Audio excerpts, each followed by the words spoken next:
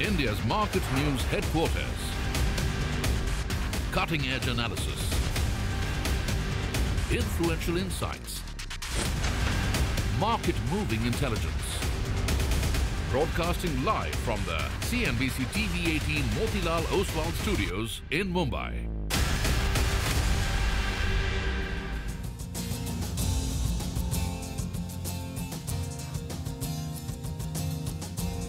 Good morning. You're with us here on a fresh new edition of Bazaar Morning Call. Kicking off a fresh new week. It's a Monday morning, bright and early. We are coming to you live from the CNBC-TV18 Motilal Oswal studios. I'm Prashant. With me, my colleague Surbi and Nigel. Guys, hi, good morning. Hi, morning guys. Brand new week kicks off and it's the week after, like you had good morning after. This is the week after the big Fed announcements, and I guess bulls will wonder if this party can continue. What about Coldplay?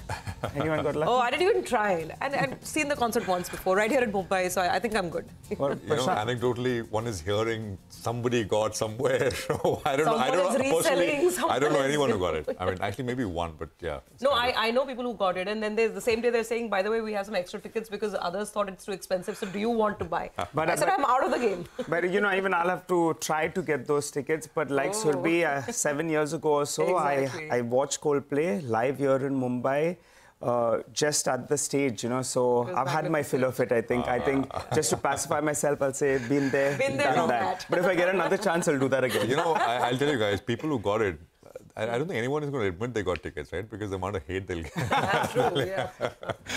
Anyway, you know, let's just sort of rewind the clock back and take you to where we left off on Friday, actually last week, because that is where we'll pick up from there and kind of take it forward. So I'll start with, of course, the big global story from last week, which is the fact that we got a 50 basis point rate cut, the start of a big global easing cycle. Hopefully, there's lots of questions whether the first cut is perhaps the deepest. We will see similar 50 basis point cuts or whether it'll be 25.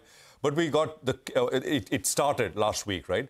And of course, I mean, the first day reaction was nothing, but as is often the case, day two after big macro events is when it really matters. So US equities were up 2.5% on day two, and here in India, we had a big rally on Friday. So, a non-recessionary rate cut cycle is generally good for equities. I mean, I think I made this point last week as well. A cut which is not needed is good.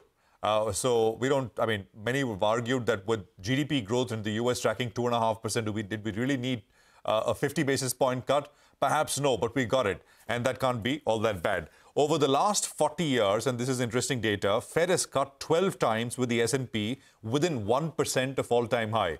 I think this context is important because, you know, when we see what markets have done after a Fed rate cut, it also depends what the starting point is. And I think the starting point gels with this data point, which is within all-time highs, 1% of all-time highs. Guess what? In all 12 of these times, the markets were higher 1 year later, and the average return is about 15%.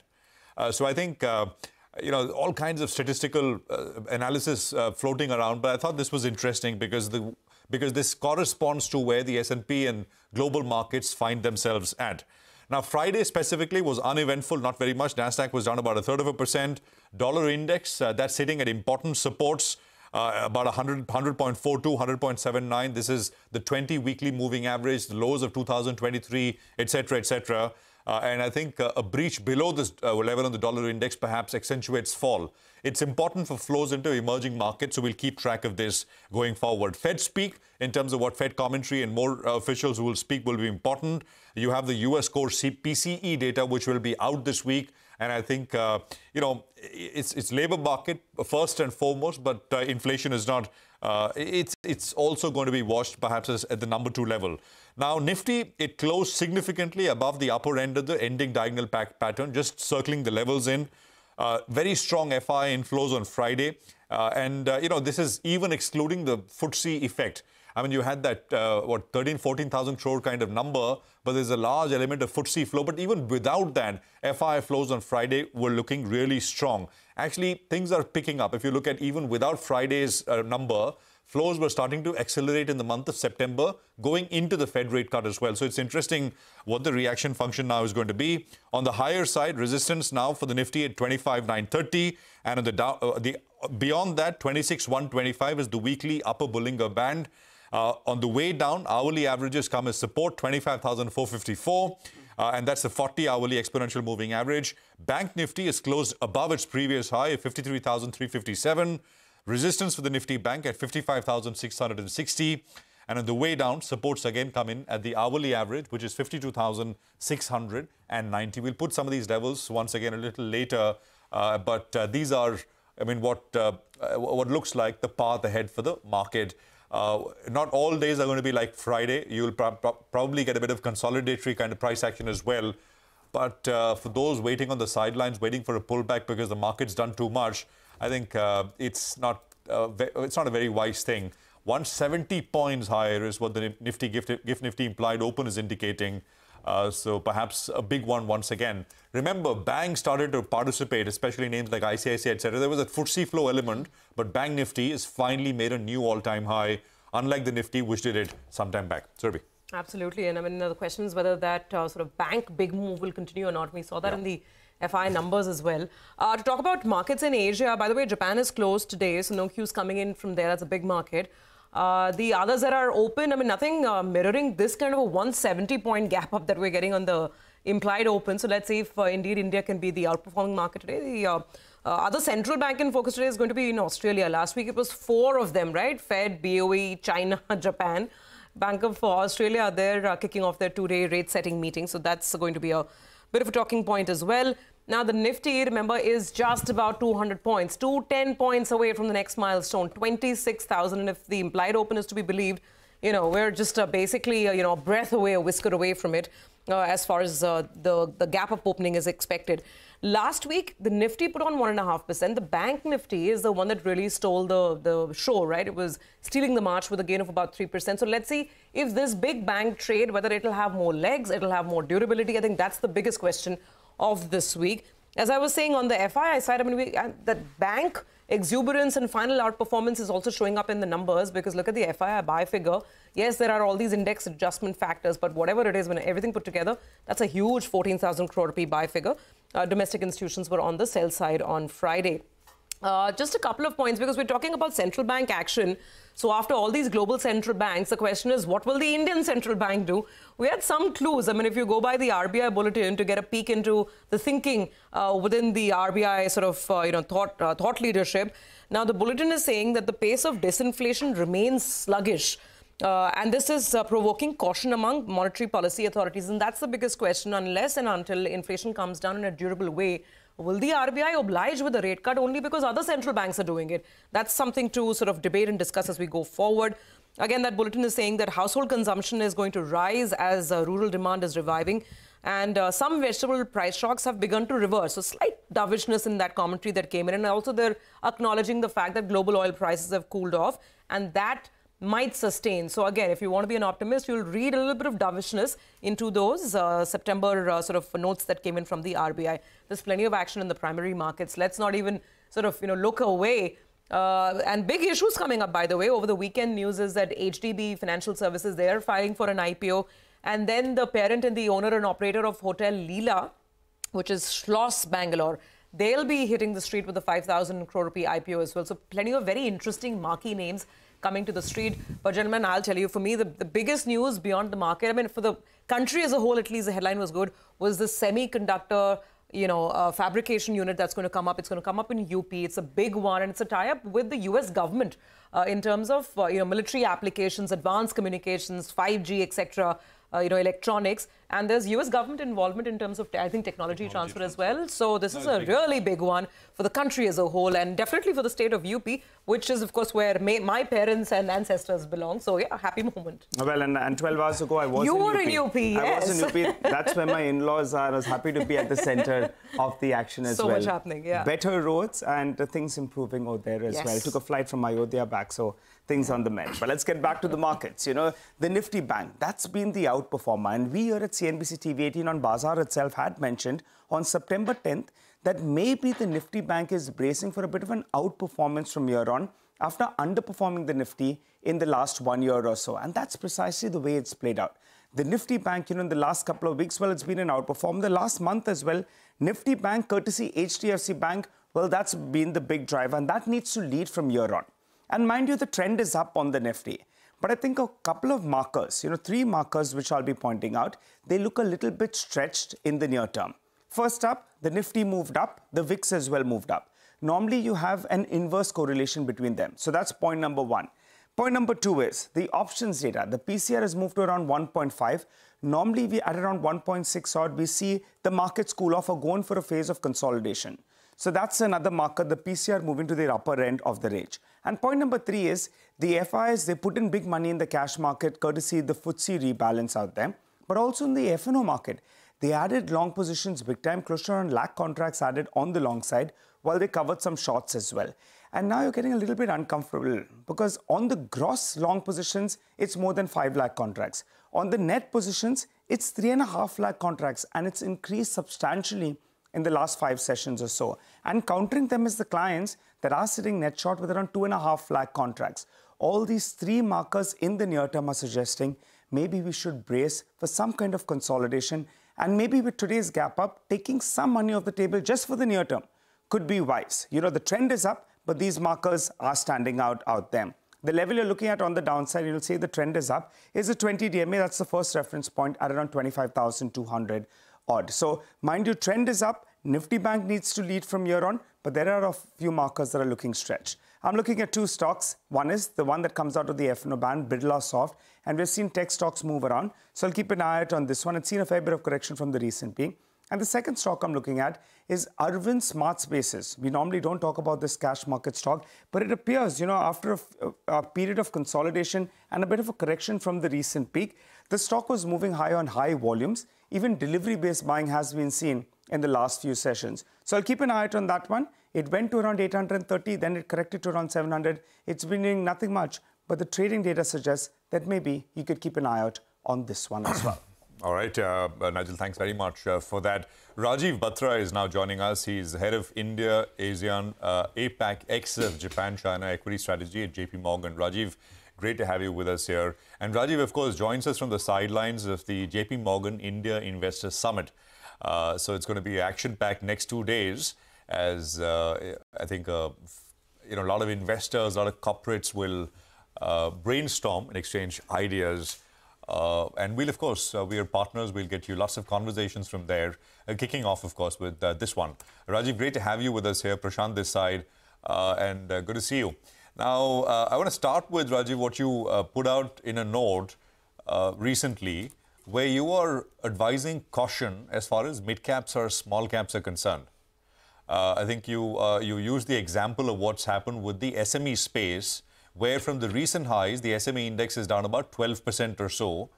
And you're saying that for mid and small caps as well, one needs to exercise some caution here. Could you explain to kick this off, Rajiv? Thanks, Prashant, and thanks for having me back. So if we look right now, why market is rallying so much? It is rallying because of sentiment, that is liquidity.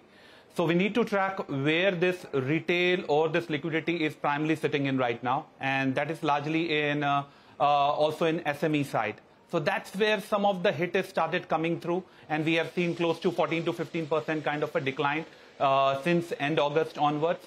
So now if there is a loss of liquidity or a capital in this scheme of thing at the same point of time when you are seeing more issuances in IPO and additional side coming up, that's where the money which was chasing your small and mid cap or even the broader market will start going into a bit on the sideline or bit start getting fearsome. We are not that situation yet over here, but looking at the pipeline which is building up both on IPOs as well as additional issuances side, saying a lot of liquidity will sucked out, and if liquidity has to come out, then most expensive spaces, small and mid cap, and that can go in a correction kind of a mode. Rajiv, hi, good morning.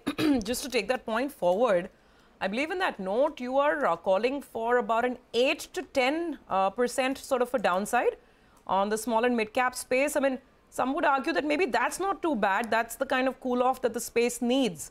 What would you advise? I mean, is the general sense that this is a time to stay away, or should you go back in when this dip happens? So post-COVID, we have seen that the correction duration as well as correction size is reducing, and 8 to 10% is a legible way we can look forward for. Now, in a market where my domestic investors or retail are having a huge position in the small and mid-cap space, the better idea for them would be not to chase the rally, to buy the dip, or to start looking at a weaker time movement which will come. But this will be an opportune time for the first-time investors or even the foreign investor who missed the entire rally in India for the last couple of years. So when they are seeing any quality names are seeing a sizable kind of a correction, which we have witnessed last week during couple of days, that's where they can deploy the money and start making investment into the Indian equities. Hi Rajiv, good morning. Nigel on this side, wishing you and your team a very, very good conference in the next couple of days or so. Rajiv, but you know, every time someone says turn a little bit cautious on India, we thump the table and say that earnings are in our support and we're going to outgrow the rest of the world in terms of earnings. But we've gone past the first quarter, and looking at your note, there were some downgrades as well from the broader markets. What kind of earnings are you all factoring in, first on the Nifty in this year? And also, do you think that there are far more misses than hits from the broader markets as well? So thanks, Nigel, and rightly you pointed out, earnings have been the key, and that is the reason why India has rallied 660% over the last 2 decades and outperformed US, which has only rallied only 440%. And that's largely because of an earning. But FY25 have not started on a great note. First quarter earnings was lackluster, and we anticipate even second quarter earnings are going to be subdued enough. Definitely there will be a lot of push and pull. Here the extreme heat waves as a which has hit demand will be replaced by your torrential rainfall, which will also impact the demand. But there will be some support coming from government spending rising post-election. And top of it, rural economy is showing signs of coming back over there. But the problem which is also coming is from urban spending side, where we are seeing four-wheeler demand taking a hit, hotel occupancy rates which are down, white-collar employment is taking a hit. So we are in a kind of a late cycle based on our QMI indicator, and this usually occurs once in 2 to 3 years. So we anticipate this phase could last for earnings for the next 3 months. Talking about the growth for FY25, we are in the range of 12 to 15%, and we do anticipate the comeback of earnings will happen from third quarter onward. But the right way, when the second quarter approach from October 11, where people need to watch earnings, you should not watch on YOY basis, because that's where, because of base effect, and as I told about some idiosyncratic factor, will lead some disappointment. So the better way to watch will be on the ask rate. With the pending 3 quarters left, and you have a certain expectation for FY25, see how the run rate is carrying on. If run rate meets, then a sector or a stock should benefit. Then largely on the small and the mid-cap side, we have seen close to 52 stocks out of 89, whereas consensus estimates are available. We have seen earnings downgrade happen post result season. Similarly, on the small cap side, close to 40 odd name out of 79 name have seen earnings downgrade. So that's where some comfort is going away, and hence we are broadly cautiously optimistic on markets near-term basis. All right, Rajiv, we'll leave it there.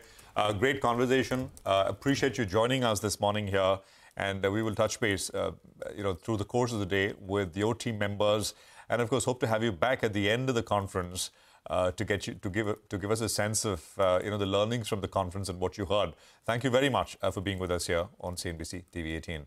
Well, just quickly running you through one more view that's coming through. This is Rupal Agarwal of Bernstein, who's weighing in with a quick perspective. She says that on average, emerging markets tend to outperform developed markets during a US rate cut cycle, irrespective of whether it turned out to be a soft or hard landing, though EM equities shine when a recession is avoided.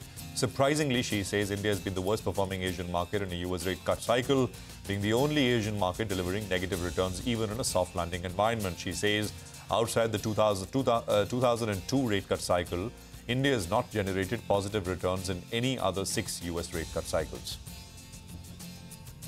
All right, well, we have a lot of stock-specific action to track for you. We get to that in just a bit in our special Top 10 segment. For the time being, let's run you through the list. We're looking at Tata Steel, HDFC Bank, Mankind Pharma, Dixon Technologies, Matrimony.com, Vodafone Idea and BHAL. All of them will be reacting to positive news flows, while we have Biocon, Aarti Drugs and Fusion Finance that could potentially react to negative news flow. I'll tell you what, let's slip into a short break. You come back, we'll get into further detail on all these top 10 stocks. Don't go anywhere.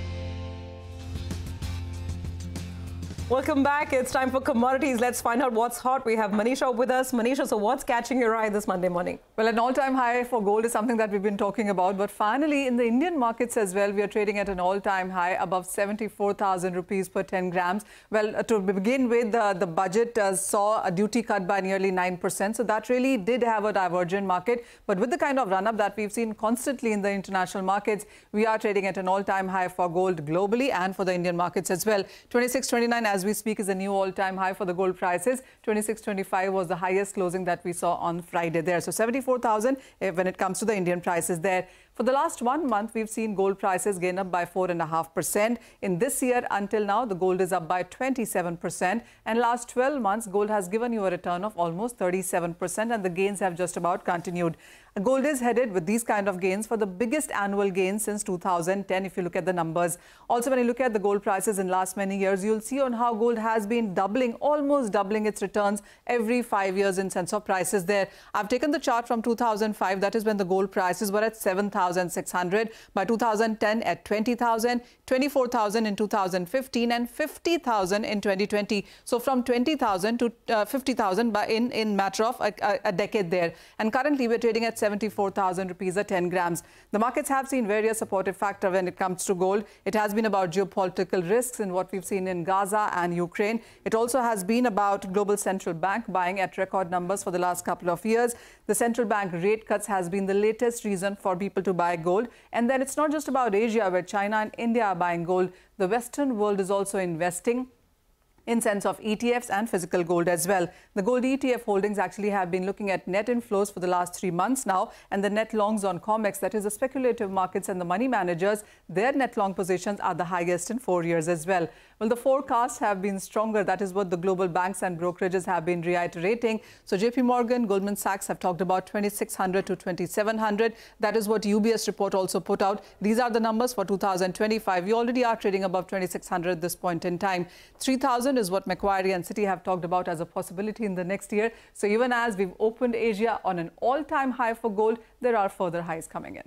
All right, got it. Thank you very much for that, Manisha. Well, with that, we take a very quick break. On the other side, Lata gets chatting with Puneet Chhatwal, MD and CEO of the Indian Hotels, as the company has crossed the 1 trillion rupee milestone in terms of market capitalization. Stay tuned for that conversation.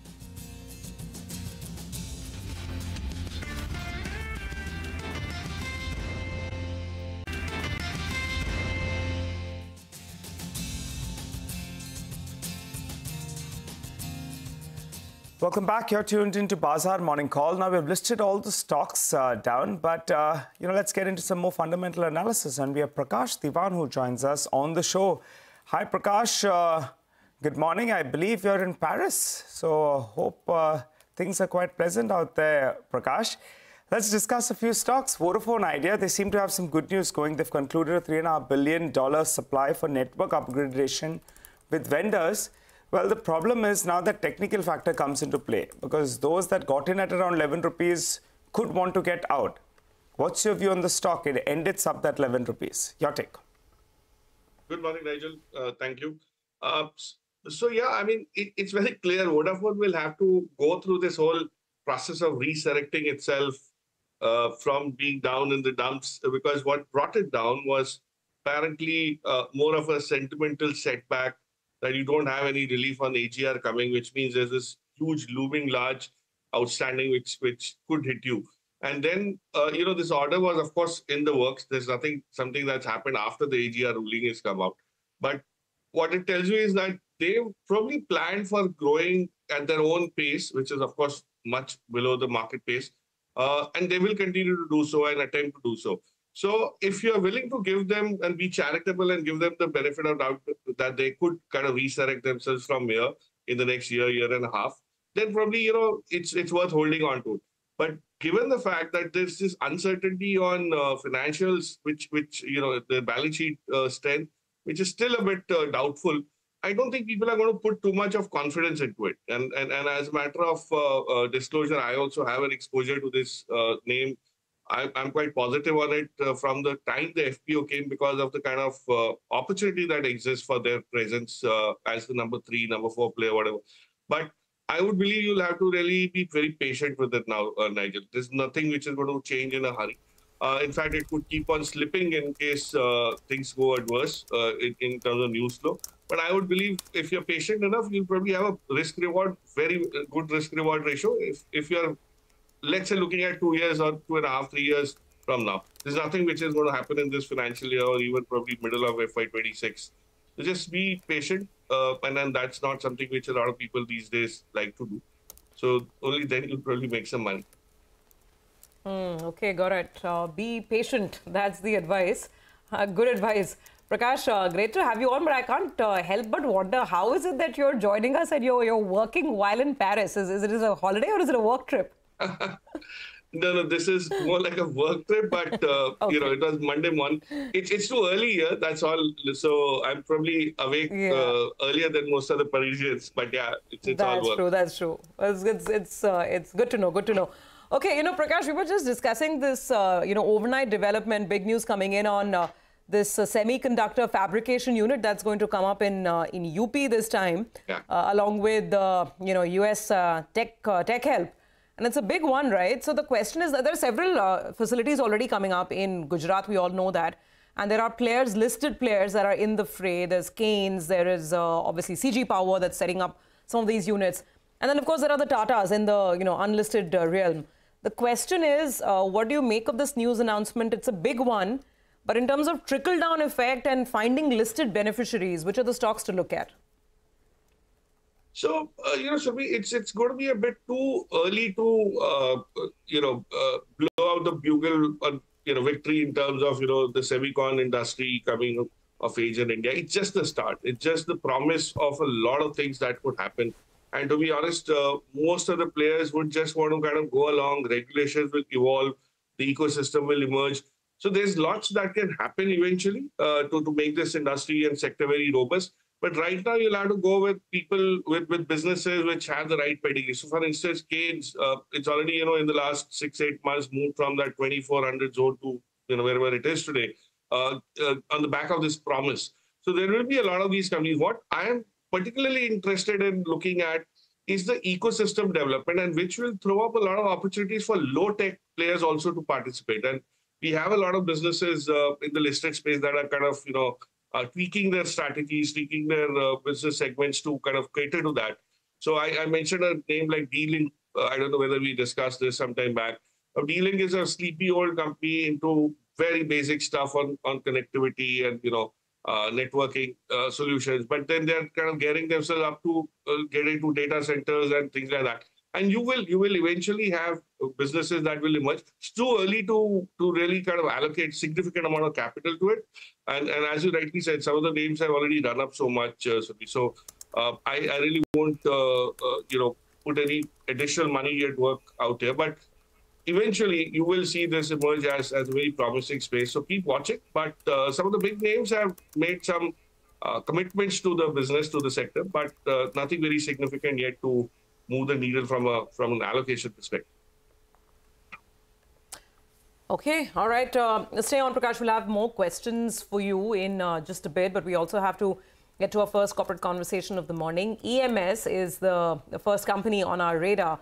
Now, the stock has surged more than 80% in 2024. The company recently raised 400 crore rupees via a QIP, and of course, it's been winning several orders as well. To talk about this and to discuss the outlook, we have with us Ashish Tomar, founder and MD at EMS. Ms. Tomar, great to have you with us. Thanks for joining in. Let's start first with the QIP. So you've completed the fundraise. Tell us what was the thought process, the rationale, and where exactly will this equity capital be used? Yeah, good morning. Thank you for having me. Yeah, we have not yet raised the capital. We are in process. I think this process will be completed in a month or two. We plan to raise. Okay, and so sort of, what is the end use? If you could just tell us, what's your capex like this year? What is the debt level? And what really is the plan with this 400 crores?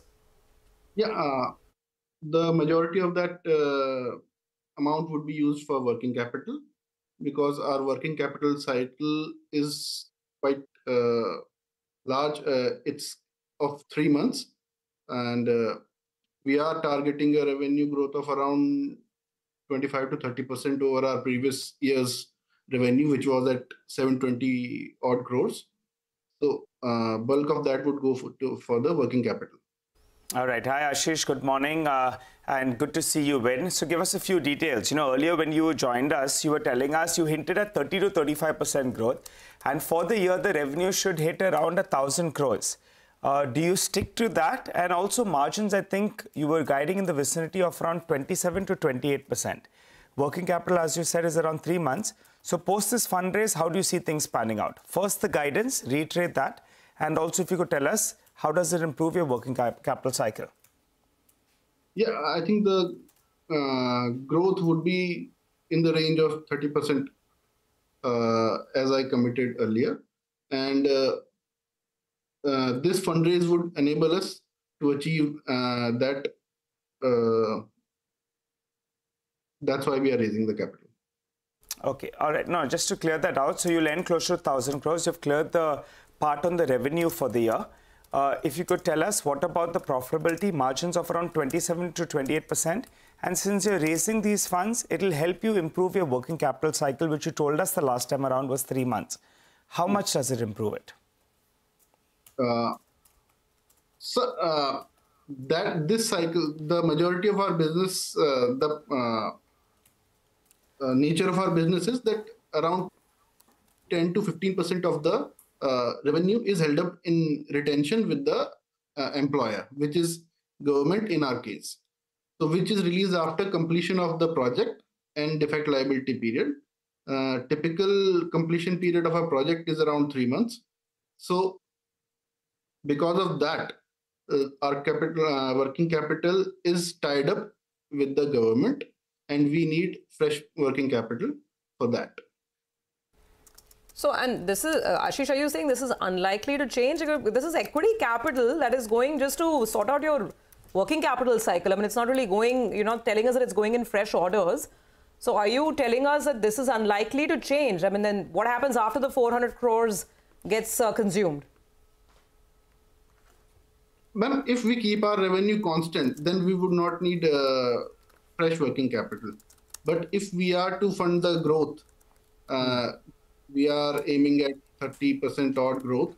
So in that case, we are going to need capital. Okay, so let's talk about the growth. You also announced a recent order with the Kolkata Municipal Corporation. So just tell us, where does it take the total order book as of now, so far in the second quarter?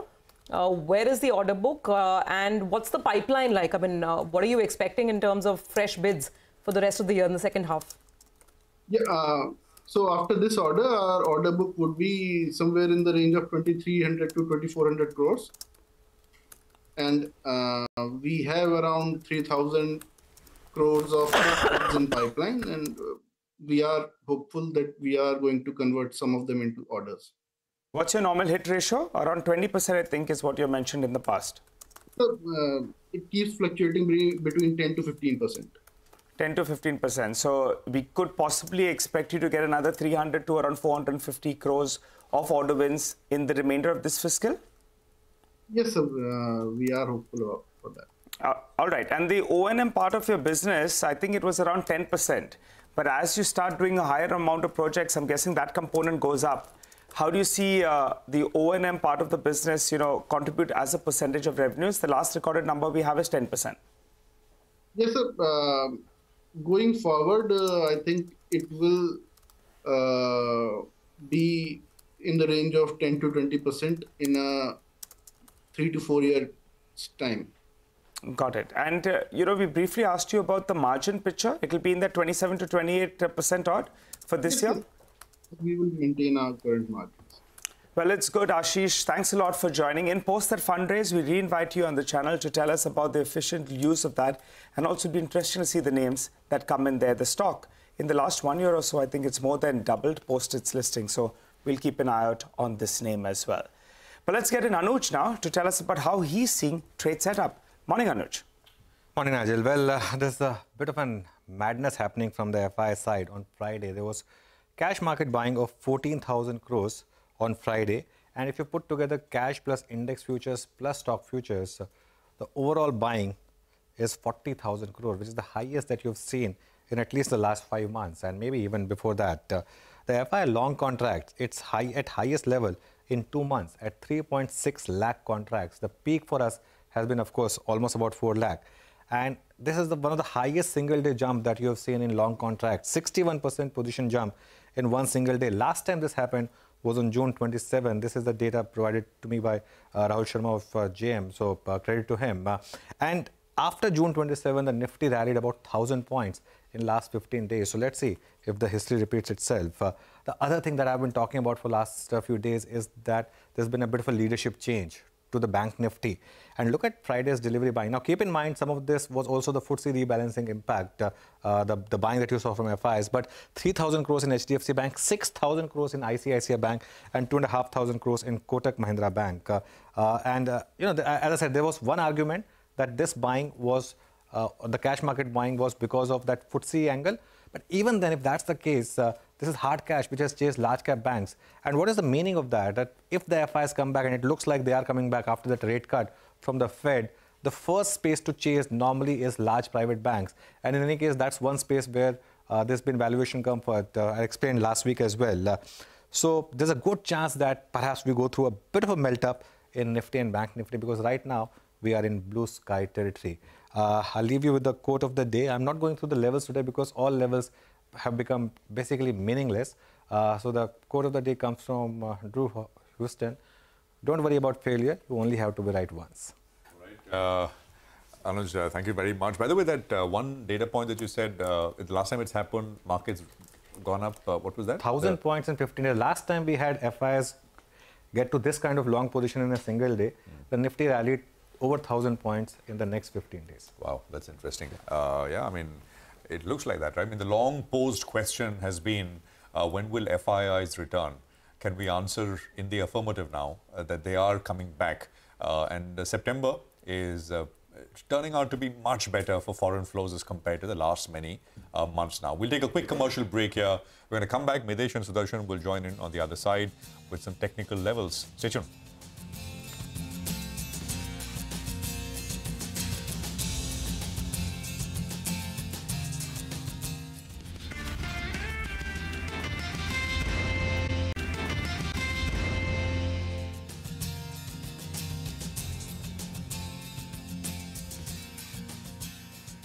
Welcome back. Hope you're having a good morning. Well, it's a good time to get in our technical experts. We have Mitesh as well as Sudarshan who are back with us. Good morning, gentlemen. Hope you're having a good start to the week.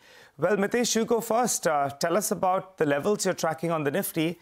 We are bracing for 150 to 180 point gap up. What's the call now on the Nifty? Good morning, Nigel. I think more than the start, the last weekend's close was, or the end was amazing. I think the kind of rally we saw clearly suggested that there should be a good follow-through happening.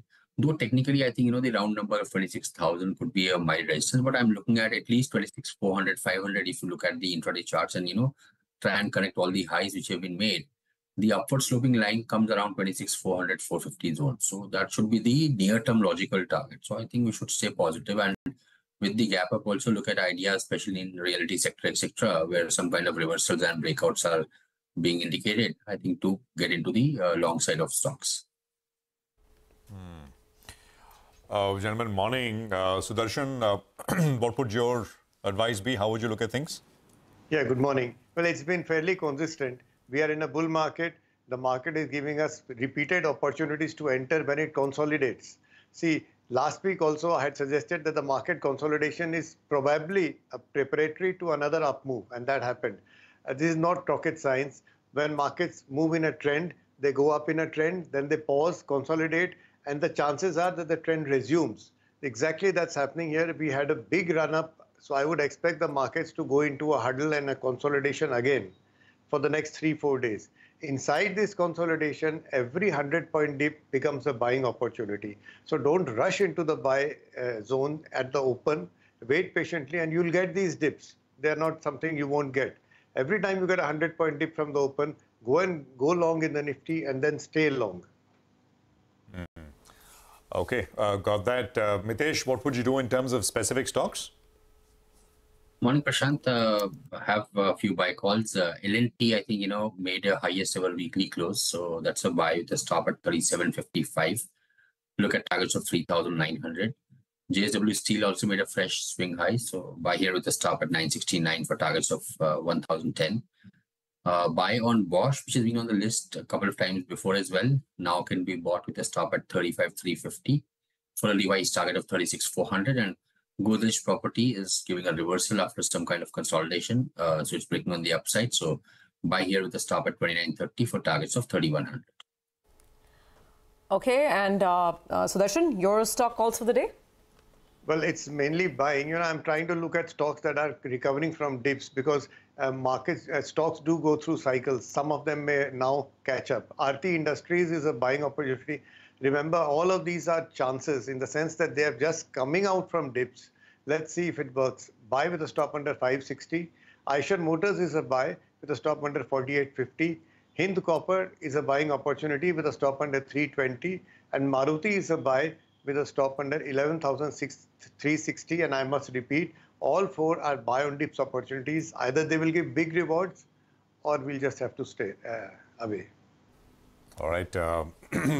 We'll thank you, gentlemen, Sudarshan and Mitesh, for running us through all of that. We'll take a quick commercial break here. We're going to come back with the pre-open session, which will be interesting because of the momentum that the GIFT Nifty is indicating, 180 points higher.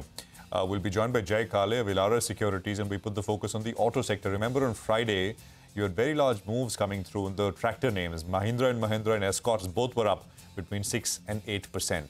Stay tuned. That's coming up.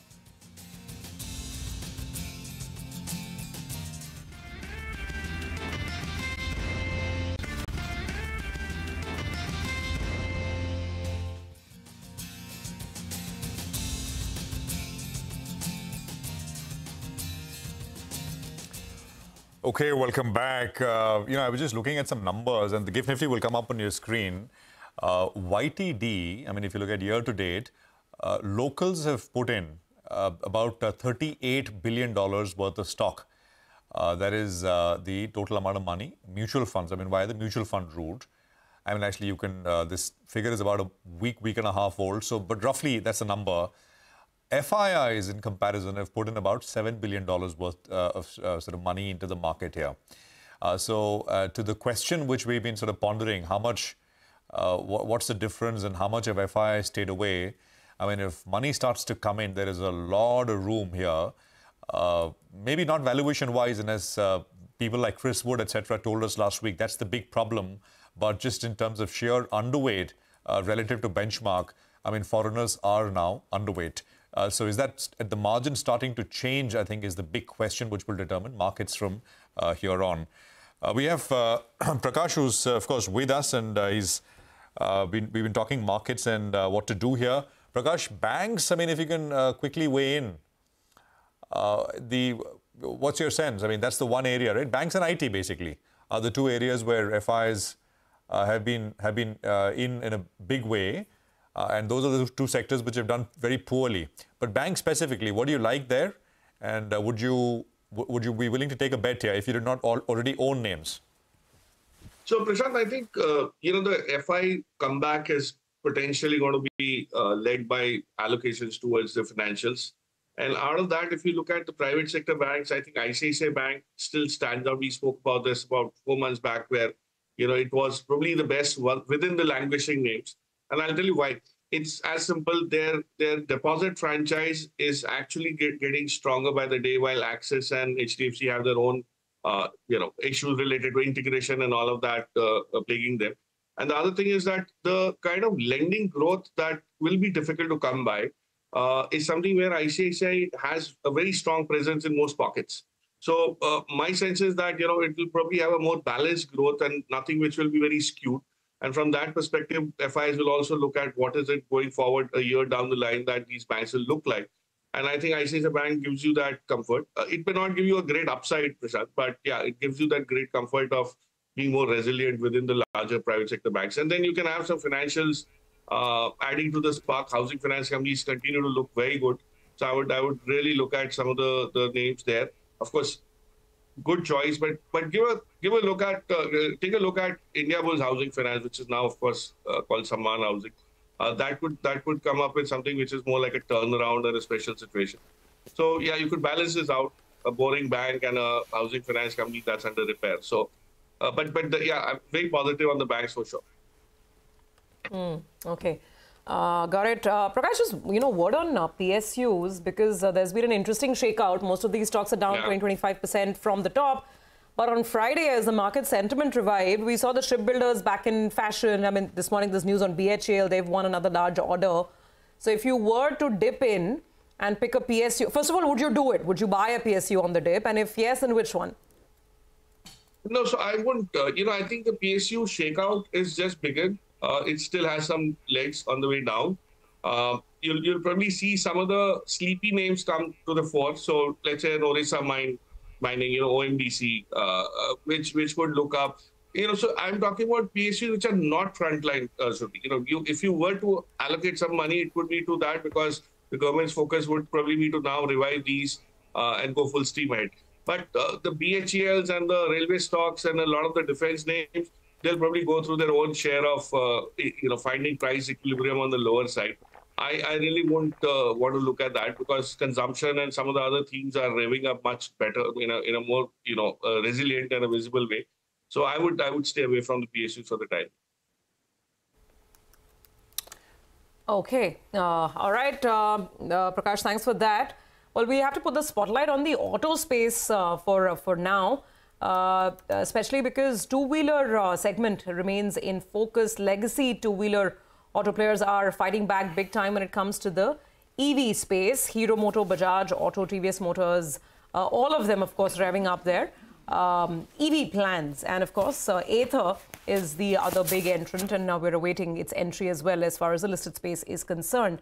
Ola Electric, of course, has been losing leadership in 5 of the top 10 states. So it's a hectic fight as far as the EV segment is concerned. Jay Kale, Executive Vice President at Elara, is joining in.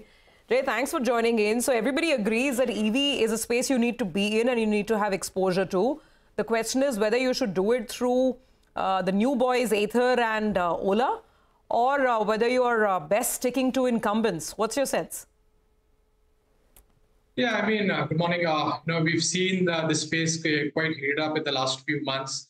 There have been major shifts in market share trends as incumbents, ramp up their capacities, as well as distribution network, as also launching, affordable products, which was first led by Ola Electric. You will see, all of these pan out in the next 5-6 months, even more aggressively from the incumbent space. So to that extent, we will see some bit of pressure on market share on the likes of Ola Electric as per our projections. Given that Ola Electric's market share had hit a peak of 50% plus in April to June quarter, and then had come down progressively. And if we've seen Bajaj Auto also ramping up distribution network as well as launching affordable products. And now they've become the second player in September, of course, but these are monthly numbers. These could change. But clearly we are seeing, where the incumbents were a little slow to start off with and a little measured in their approach in terms of ramping up capacities and distribution network, are now, aggressively expanding. So we will,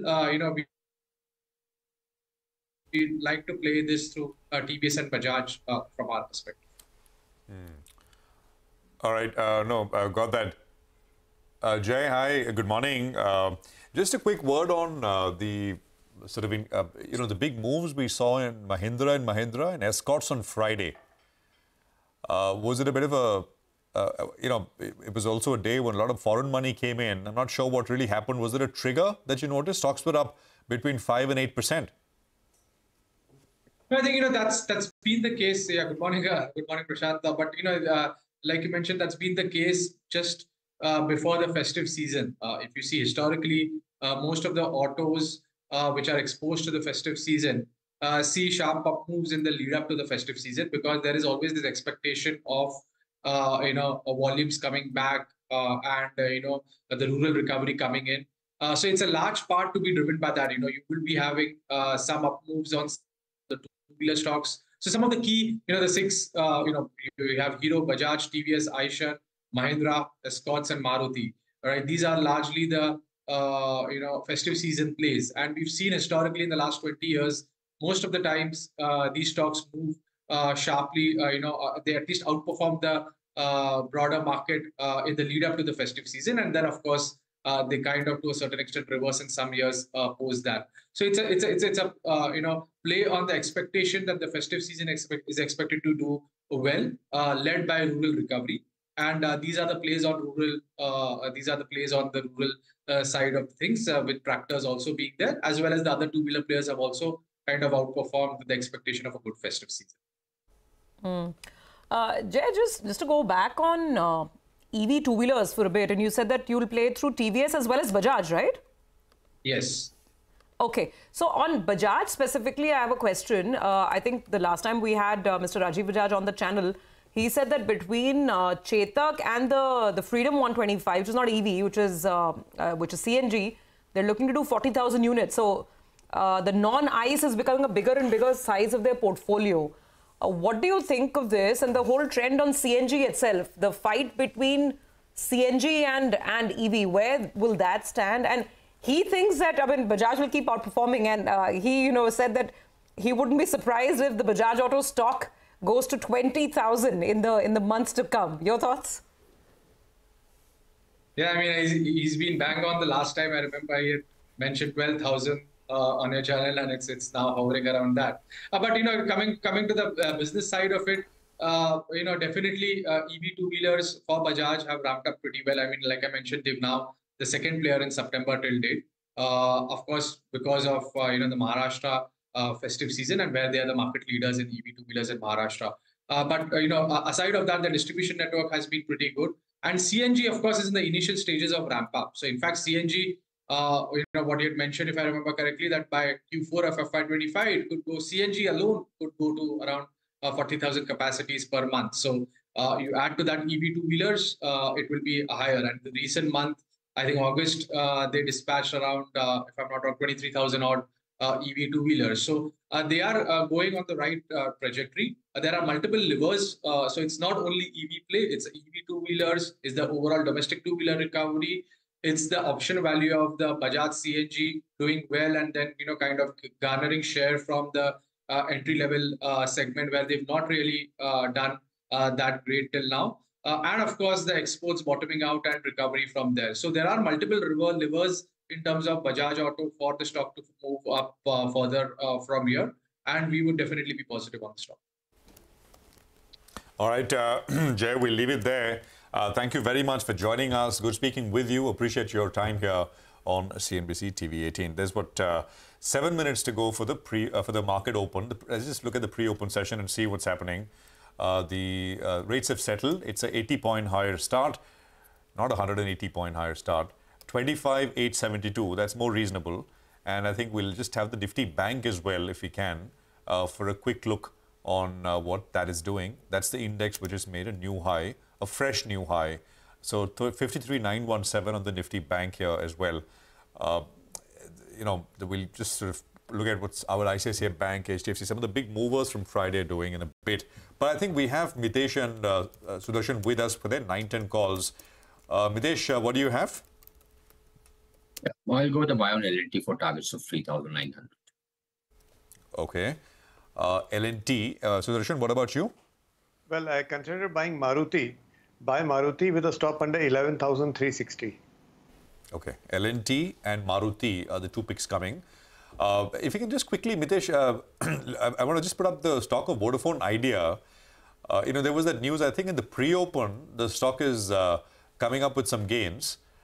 Because of course, after that Supreme Court verdict which came through, which the putative petition was rejected for relief, the stock had come off very sharply from the highs of 19 plus.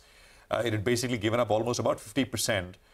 Mitesh, you want to take a look at this one? Vodafone Idea, any thoughts? See, one is that it's a very news-driven thing, and two, I think the stock has clearly, with the last week's movement of about drop by about 22%, the trend is on the downside. You might get some gains, but I would suggest if you get closer to about 1230 or 1225 or levels, try and exit it out. The long-term charts aren't very positive. Indus Tower, Mitesh, that's the other kind of proxy.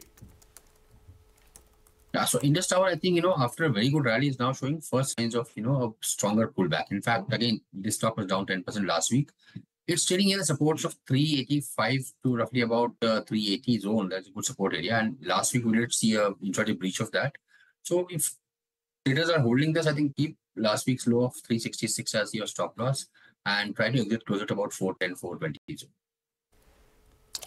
Okay, all right. Thanks a lot for that, Mitesh. Well, let's get in the standout brokerage report of the day. Nimesh joins us to tell us exactly that. Morning, Nimesh. Morning, Nigel. So today's standout is on Concor. Goldman Sachs has downgraded the stock now to sell from neutral, and they've cut the target price to 820, which is just another 10% downside from current levels. Now, Concor's earnings have been a bit of a disappointing, largely because because of the weak growth in the rail container traffic, and two, market share concerns in midst of competition. Now, for quarter one, Concor reported a volume growth of 6%, which included EXIM growth of 3% and domestic volumes of 15%, which was very weak. And now for the remaining 9 months, they need to report between 20 to 24% to meet the guidance for the full year, which looks very unlikely as for the Goldman note. In terms of valuations, now the stock trades at close to 36 times on FY26 estimated price to earning and close to 22 times on EV/EBITDA on FY26 versus the long-term average median of 18x. So the valuation is also a bit of a concern as for Goldman. Now, they've also, however, mentioned some upside risk to their call of sell, which includes one, faster shift from road to rail after the DFC commissioning, which is likely in December, and there could be some margin uptake if the asset returns are better. But a big sell on Concor from current levels, another 10% downside, and Goldman has cut the target price now to 820. Okay, 820 is the target price. Stock right now is just around 900 rupees. Got that. Thank you very much, Nimesh, for the details. Let's go across to Ekta. She's watching out for a couple of pharma stocks. Ekta, which ones are these?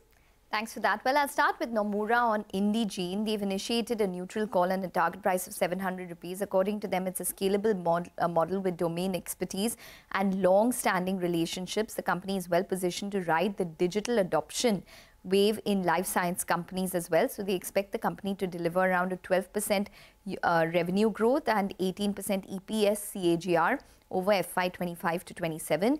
Key risks include exposure to only life sciences vertical, high top 5 client revenue concentration of 46%, use of $100 million cash with no stated dividend policy. Investec has written on Glenmark. They've initiated a fast long target price 1900. They expect the earnings momentum and importantly cash flow generation to continue aiding their ongoing re-rating, and the Aurangabad facility getting 0 observations does provide a near-term trigger. It's a critical facility with respiratory products. They see Glenmark as more of an India, rest of the world play, as these two contribute around 70% of EBITDA at 23 times September 26 estimated EPS. Stock is inexpensive according to them. All right, Ekta, thank you very much for that. So that's a few pharma names in focus. We got the market open a few seconds away. So we'll just look at what the opening rates are and then, of course, dive into individual stocks in a bit. So 80 points higher is what the indication is, 25,872 at this point. But there is, a fair bit out there which should be in focus, news and otherwise. Follow through from Friday's big move, and of course, news flow which has hit us over the weekend as well. I was talking about the banks and maybe, okay, I don't think we have time, just 14 seconds to go. The other one is IIFL. We didn't get time to discuss that. The gold approval, the gold finance business approval from the RBI came, stock went up 6-7% on Friday. And I think I saw a buy from an upgrade from Jeffries, but this was, I think, Friday morning. We'll see if there's more there. So, but 25,866 is where the Nifty is trading at. It's about 0.25% higher. The Bank Nifty is actually blinking red and green. So 53,782 is where the Nifty Bank is at. Absolutely flat, nothing at all. The sensex up 125 points, 84,670. So it's a more measured kind of a start. Though GIFT Nifty was kind of getting us all a little wild with those with that sort of lure of 150 plus kind of gain. It's not. I mean, it's 70 points to begin the day with, which usually is a better way to start rather than a very exuberant start, and then you spend the rest of the day trying to defend those gains or give in. We've got the heat map on your screen as well. It's mostly all green, just 3 stocks in the red at this point in time. Sribhi. Okay, I'm looking at actually some interesting bounce back on both Vodafone Idea and Indus Towers. Both these stocks are up and about between 4%, 6-7% actually. So pretty interesting recovery after the initial slam dunk when the AGR ruling came through. And also watch for Adani Total Gas, because they've managed to get international loans worth almost, I think, 375 million, if I remember the right numbers, for the expansion of their city gas distribution network. So Adani Total Gas, a stock we haven't discussed so far, that's also up and about. But on the large cap screen, a 100-point move on the Nifty, and leading it from the front would be Mahindra & Mahindra, Bharti Airtel, Divi's, SBI Life, Shriram Finance, HDFC Life. So very diverse set of stocks. First trend being that life insurers, they're having a good start to the session, and M&M is continuing its great form, almost 2% up over there. The banks are actually sitting right in the middle. The Bank Nifty is quiet, flat. SBI, Kotak, it's got some gains around it, about 0.5% up on both of these stocks. HDFC Bank also about 0.5% higher. So it's an easy start for the banks. Let's see if they can build on it. Axis is the one that's not really performing, and ICICI Bank is preventing a wider move on the Bank Nifty. That's the one that's playing spoil sport. And then the other trend for the morning at least is that IT is not participating, not right now. IT is sitting on the fence with a bit of a negative downside. Not a major cut on IT, but let's see. If ICICI Bank decides to move higher and if IT decides to move higher, then who knows, maybe we get to that milestone of 26,000. All right, well, keep an eye out on a couple of stocks in the broader markets. Fusion Microfinance, the stock is down close to 9%. The street doesn't like the fact that, in fact, they're guiding for asset quality worries going ahead. Just take a look at that. The stock is slammed now. In fact, it's down close to around 9% on very, very large volume. So that's one stock that we're tracking. On the flip side, SBFC Finance, the stock is up close to around 8%. The volumes are massive on that one. The stock is gaining as we speak. Vodafone Idea, the stock is up 6.5%. The opening was around 11 rupees 30 paise. The problem is that there is some panic among those that took the stock at around 11 rupees. Well, there could possibly be some selling. So we'll have to keep an eye out on that stock. ITD Cementation, there is hope. There could be a suitor that comes in, and maybe there's a large one that comes in there. So after the big run that we saw last week, the stock, I think, is making a fresh 52-week high today. And now it's above the price at which the earlier disclosure had come about when the promoter entity said that they'll probably be looking for a buyer. So I think it's the first time that the stock is trading about that level. If I remember correctly, the stock was around 570 at that point of time, now trading about those levels. HFCL, that's another one that we had good news coming in over the weekend. So that's up close to around 4%. And you have Kochi Shipyard as well. That's up close to around 3%. Fusion Microfinance, though, that's the one that's getting a sharp knock today, now down close to around 10%. Well, yeah, absolutely. There is, it was always the cheap microfinance stock, and there's a lot of interest around this at one point in time. But I guess it was and remained cheap for a reason. Of course, getting cheaper now, depending on how you look at it. So that's Fusion for you. 75 points now on the Nifty. We've got 25,870 at this point in time. I think we got I think our market master is with us as well. So we'll just go across to him. Maybe just a quick look at any other names we may want to highlight. Yeah, I mean, we were discussing the telecom names right before start. Idea and Indus Tower, I mean, are the two biggest volume-led gainers right now. And we were sort of talking about this with Mitesh. HFCL, I think we mentioned 4% gain there. SBFC, we did make a mention. Mankind Pharma is up 4%. We'll have the management join us in a little bit from now. There is Share India, which is up about 4%, 333.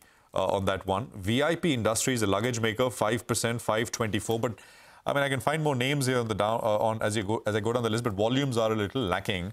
The big gains last week came through in Reliance Infrastructure. Basically 50% in a month on Reliance Infra. It's the number one volume traded mover, but is down 1.5% this morning.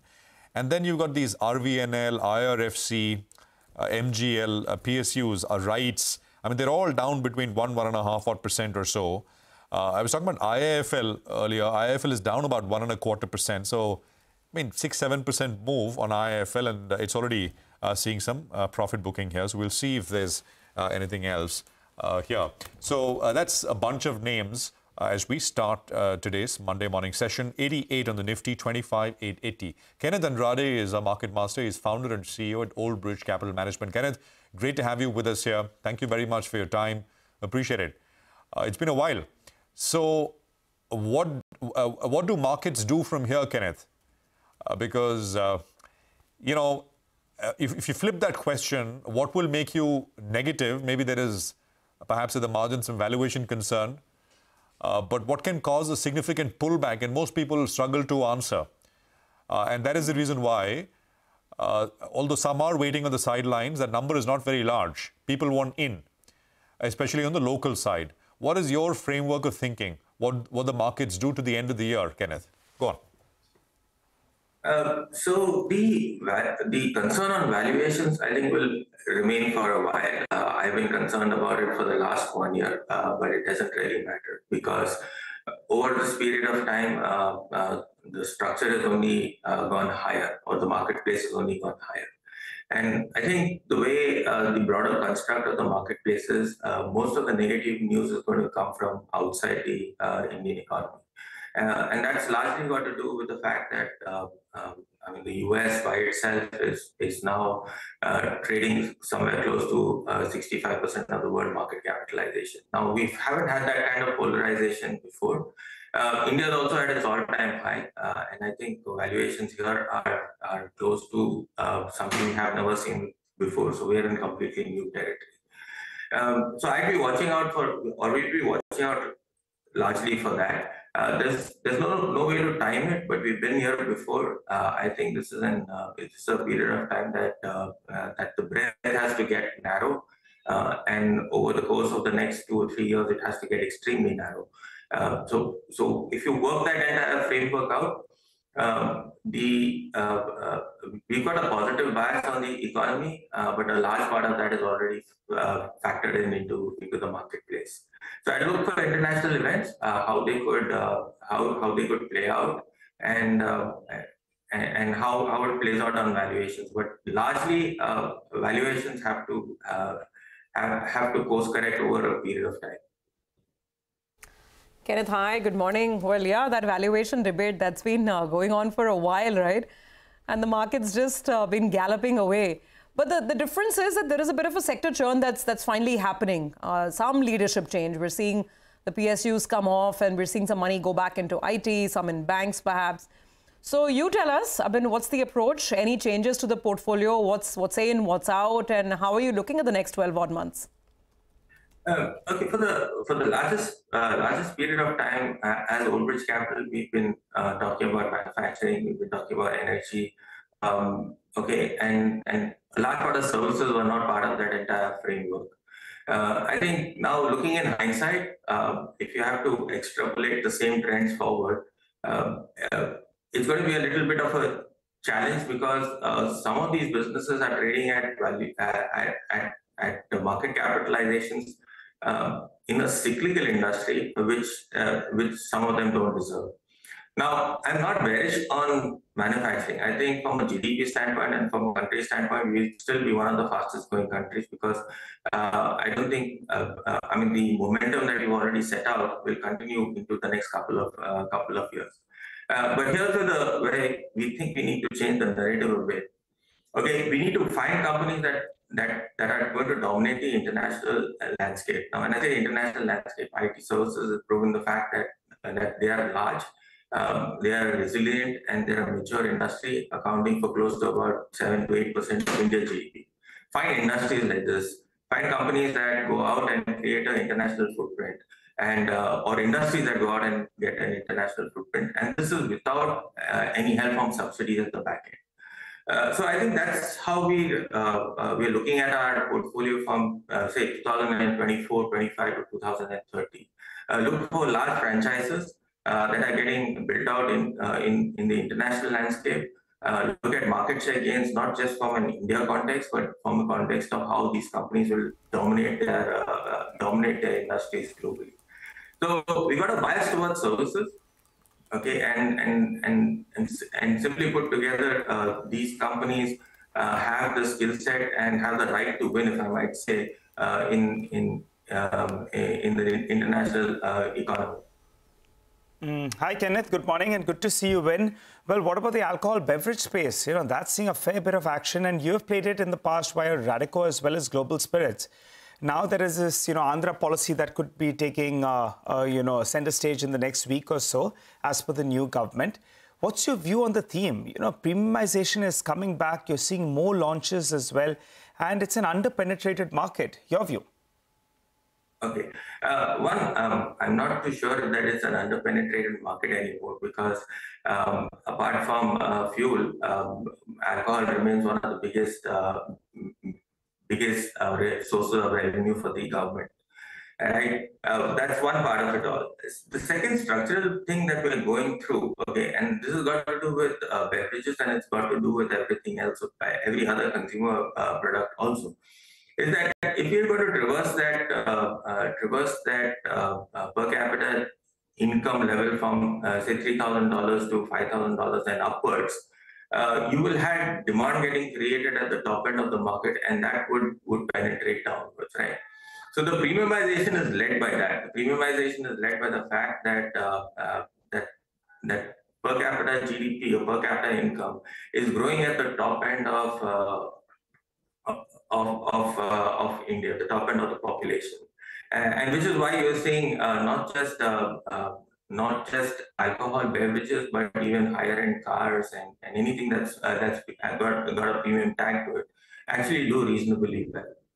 So that's a trend playing out. I think this is going to go through. It's difficult to grasp as to what how much to pay for some of these businesses, but every incremental growth in revenue or any incremental growth in volume has got a fairly magnifying effect on the profitability. So if there's a 10% growth in turnover from some of these businesses, the incremental growth in bottom line or in EBITDA could be as high as at 20% to 30%. So that's the operating leverage that premiumization plays out. And I think we're sticking with this cycle for a bit, as at least in the near future, volumes seem to be fairly robust. Kenneth, just to go back to the earlier point, I was quite curious. You're saying that you're now having a bias for services companies in the portfolio, and that too companies with a large, global ambition and, capable of having a global presence. So what would that be? That would be IT services? I'm trying to think what else fits that description. Well, you've got IT services for sure. We've got a fairly large exposure to pharmaceuticals, and all our product basket out there, all our portfolio basket out there, has virtually 80-90% revenue coming from the international space. Don't rule out businesses like aviation. Okay, so that's how we basically putting it together. So like I said, when in the introduction, valuations at this level are reasonably pricey. Over the course of the next couple of quarters or probably a year, the breadth of the market has to narrow down quite significantly. You've also said this, that there is a sector churn. Okay, so you've got to look at individual businesses that are growing into an environment and getting international cash flows, because now you're addressing 100% of the world GDP. Okay, so that's where we tend to look at constructing a portfolio. No, got that. You know, we'll leave it there. Kenneth, appreciate you joining in, and it's a pleasure having you with us. And thank you for your time here on CNBC TV 18. I saw a bunch of IT stocks. I'm not sure if I saw some cuts on IT. But the index, it's not doing any. Index actually is in the green, about 0.01% higher at this point in time. You know, maybe just put up Glenmark, which is shot up to the day's highest point. It started higher, then sold off, but now Glenmark is up 7%, back to the day's highest level at this point. And of course, I mean, there is also, Mankind and this one are the two decent gainers which are coming through. The top of the leaderboard remains Idea, Indus Tower, and HFCL at this point. I just wanted to mention M&M as well, which is the Nifty leader this morning and holding on to that gain of 2%. So no fresh news really over the weekend, but Nimesh points out that there is a favorable Goldman Sachs report, and GS is sounding very optimistic on Mahindra & Mahindra. Their target price is 3,400. And what will take the stock there? They're saying that XUV 700, the more affordable variants of this top seller for M&M, they are going to be supportive of profit growth. And, you know, versus M&M's earlier strategy of only focusing at the top end of each of its segments, now they want to make sure that some of the more affordable variants also come through. And that's where the volume kicker will come in. And then they're expecting, of course, some of the EV launches to work very well for the company as well. So that's M&M. GS thinks the stock is going to 3,400. One more sort of name on the upside today. By the way, while we are talking about M&M, Shriram Finance has dethroned M&M to take leadership position on the Nifty right now. 2% up, big move on this stock. And in terms of financials, it's, again, like I said, it's SBI Life and select banks. So we don't have the roaring bank rally. I mean, what we saw on Friday, that's kind of missing. It's a little more measured and a little more mixed today. Well, that's right. But we'll take green, 150 points higher on the Nifty bank for now. But from the financial space, Fusion Micro, that's taking a hard knock because the ECL guidance is higher than what the street was working with. Vamakshi joins us to fill us in with more on that. Vamakshi. Well, absolutely, Nigel. A sharp knock coming on Fusion Finance, and that is because the company may be required to make an ECL or estimated credit loss provisioning between 500 to 550 crores in the second quarter is what the company has said. Now, this is much higher as compared to nearly 350 odd crores that we saw in the first quarter of this financial year. In addition to that, the company has said that they have initiated search for a new MD and CEO. They've cited increasing macro complexity as well as the changing sectoral landscape as the reason for the same. They also additionally plan to raise around 550 crores via equity, and this is being done to strengthen the balance sheet for the company. We also have a note coming in from Investec. They've gone ahead and downgraded their rating on this counter to sell and cut their target price to 300 rupees per share. They say that while the microfinance sector as a whole is witnessing stress, Fusion's credit costs are way too high, and given that, they've got a sell rating on this counter. So given that development, especially on the ECL front, we have Fusion Microfinance taking a sharp knock in the trading session today. All right. Thank you very much for that, Vamakshi. And we'll sort of come back in just a bit for that. Well, I think the InfoEdge management is with us on the program next. Bank of America Securities has made a significant revision to its stance. They've upgraded the stock from underperform to buy, and they've also upped the price target to 9,000 rupees. To discuss this more, we have Chintan Thakur, Chief Financial Officer at InfoEdge, now joining in. Chintan, good morning. Good to have you here. Prashant this side. Just Chintan, you know, for a name like InfoEdge, I mean, when we speak with analysts and ask them, well, what's the best idea to play interest rates in the US coming off? I'll get to individual lines of businesses for you in a bit. InfoEdge gets bandied about quite a bit as a response to that question. I just wanted your thoughts, Chintan, how you think about that big question. It's a big kind of a macro trade. I'm not asking you what the stock will do, but how many of your businesses are actually positively impacted if we are at the cusp of a big sort of cycle where rates come down significantly? Look, I think from our business standpoint, you know, most of our business, almost all of our business is domestic business. So it is not so much that, you know, the interest rate in US really directly impacts, you know, the domestic business. But what really happens is that, you know, there is a compounding story that InfoEdge has. And if you really look at it over decades, Info Edge has been compounding very strongly. And that's where when the arbitrage between what the prevailing interest rates are and the compounding rate at which the company is growing, that gap actually is of interest to analysts. And that's what kind of creates the buzz around saying when the interest rates are going down, some of the stocks which has a great past trend of compounding at a higher rate, and that's why there's a lot of enthusiasm about the stock. Okay, Mr. Tucker, well, that's the overall big macro picture. But let's come down to some of the micros. Now, this note which really caught our attention, where the target price is, I think, 9,000 on the stock. One of the reasons that this particular broking firm or this bank highlighted was that they're expecting Naukri to do very well and start showing sustained improved performance from here on. So tell us what the trends are like. And by the way, one of your peer companies, that's the other piece of news, right? We were also looking at Matrimony's getting into the job space. So clearly it's very lucrative. But what is the kind of business growth that you can project for Naukri? Look, Naukri, if you look at the trajectory, past few quarters, there was a decline happening post the ramp up that happened after the COVID. And then, we have seen steadily it's kind of, getting at a steady rate, particularly our job market in the IT sector. And we have almost 50% dependency on the IT sector. So IT sectors was flattened out in Q4 last year, Q1. And now we are kind of little bit of growth that we have seen past 2 quarters. And then it looks like that we are kind of recovering from there. And that's where we are saying that maybe we have bottomed out of the U-curve recovery. And maybe there are green shoots and we are kind of growing up.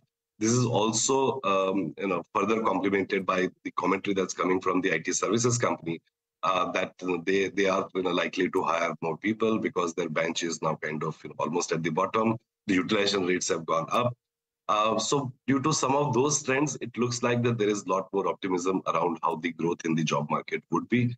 And it's kind of, supported by some of the activities on our platform as well. We publish job spec index, and that also seems to be suggesting that. So that's why there is a bit of more optimism around the Naukri business. And that's our largest business. That's most profitable business. So obviously there is a lot more enthusiasm for the Naukri business. So sir, some projections will help, some numbers. I mean, even if you can give a rough band for FY 2025, and then if we talk about 26, but for the current fiscal year, what is the kind of top-line growth that Naukri can expect? And also just outline that for the other businesses, for Jeevan Sathi or for 99 Acres. Real estate markets are also booming. Individually, what's the kind of growth that you're expecting all your businesses to fire at? Look, if I again going by the trends that we have, Naukri has been showing a double-digit or little, around closer to the double-digit kind of a growth in Q1. And we are hopeful that this will improve from here. So from going by that, our real target is to grow at least, in double digits. I would not be able to give you a real forecast of where it would be.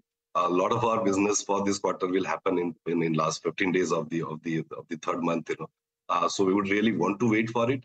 But if you go by all the indications that so far we have, external as well as internal, it looks like that there could be a recovery happening, and we are hopeful for that. And that's what gets reflected, in some of the analyst, reports as well. All right.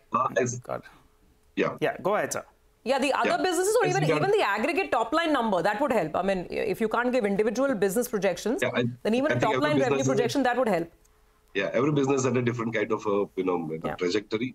So 99 Acre, last quarter we have grown about 10%, but it was the focus is more on the efficient growth.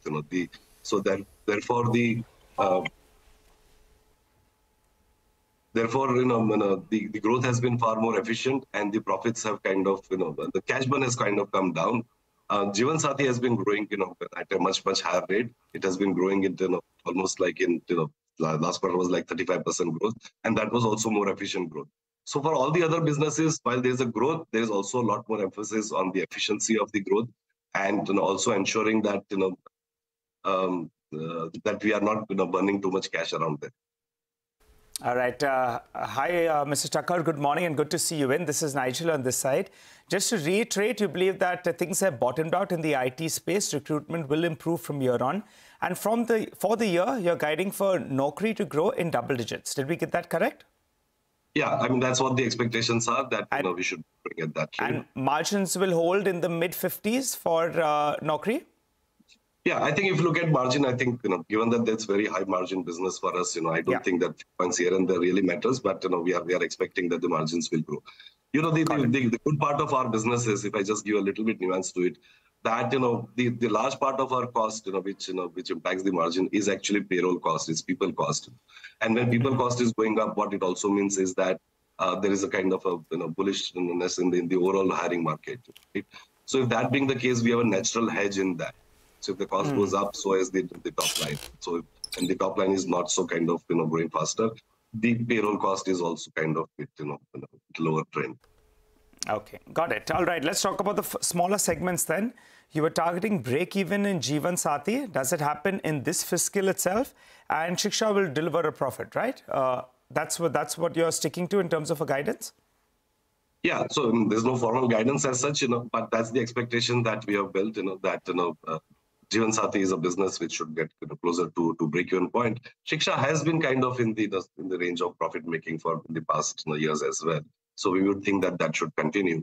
But yes, Jeevan Saathi is a business which should kind of get closer to break-even. So is 99acre business. Okay, all right. So give us a timeline then of both of them. Because I was going to ask you about 99acre, since you mentioned the cash burn is reducing over there. Give us a timeline. By the end of this fiscal, both these two businesses, they turn into the black, or are we being a way too optimistic? Will you want to guide for some time in FY26? Again, I'm not giving a formal guidance, and sometimes we just an aspiration, sir. Aspirationally, yes, as I've already kind of said that look, this is what we would want to achieve, and this is what we want our internal team to execute on. But let's see how the market also reacts to it. So break even for both 99acres and Jeevan Saathi, hopefully this year itself, right? Yeah, that's the expectation. That's the expectation. Sir, just to go back to the point that Prashant started on, the expectations from InfoEdge. So we've discussed all the key businesses in the verticals. The market has a lot of interest in a lot of the investments that you have in Zomato or in PB Fintech as well. Could you tell us what is the aggregate market value? I know it's a notional value right now since you're holding them. But what would be the aggregate value and what's the plan? What's the strategy there? Would you be investing more? Would you look at monetizing at some point in time? There's been some chatter that you might go into an absolutely new, fresh line of business as well. Just some thoughts on the strategy going beyond the key businesses that we've already discussed. And if I can just add to that, I just looked at year-to-date change for both stocks. I mean, it's remarkable. Both are up exactly 140% from the beginning of January to where they're trading right now. So, I mean, they've turned out to be phenomenal investments. Go on, Mr. Thakkar. Yeah. So, look, we started investing, almost more than now. It's almost 15 years, right? So, Zomato, Bazaar, we were the founding investors. And even as on date, we continue to be the largest, shareholder over there. So our strategy has been to go early and keep, doubling down on the investment that seems to be doing well and continue to hold them for a very long period of time. And that strategy seems to be paying off. We have, as we speak, as on this date, many other startups in which we have invested, but they are all very early stage. So it's very hard to really predict, which would be the next, Zomato or Bazaar in that portfolio. But just to give you an idea, we would have an investment, roughly into, 100 plus companies.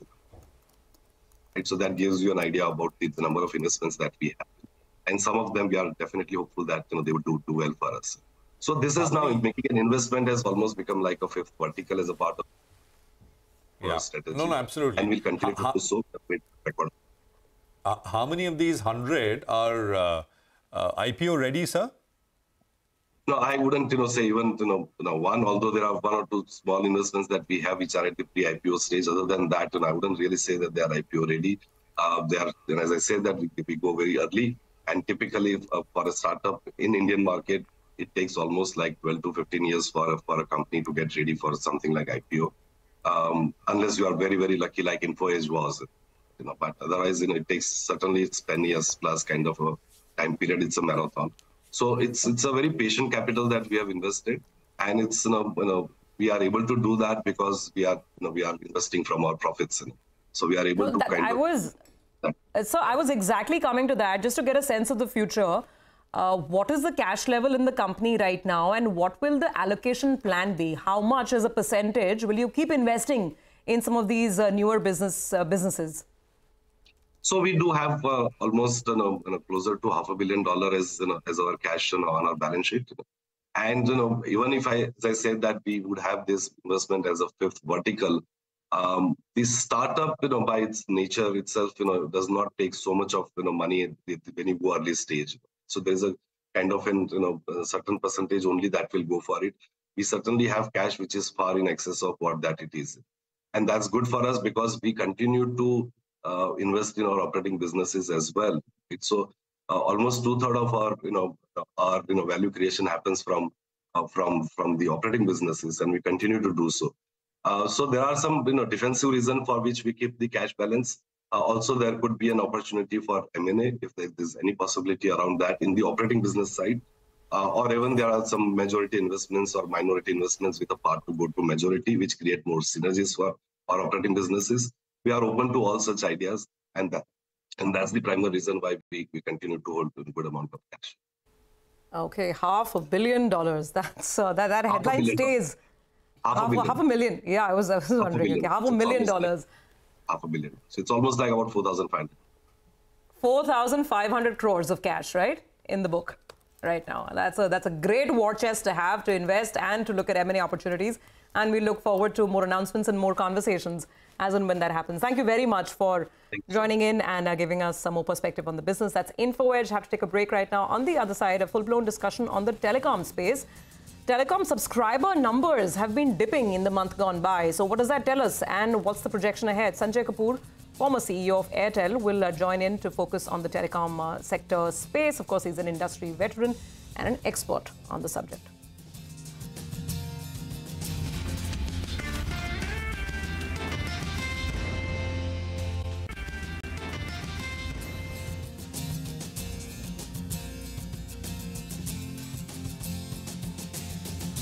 Welcome back. You're with us on Corporate Radar and putting the spotlight on the telecom space right now. So two developments. One, of course, the market's still looking at the impact of what the Supreme Court had to say on the AGR curative petition, which it dismissed, didn't offer any relief to those who had filed it, including Vodafone Idea and, of course, Airtel.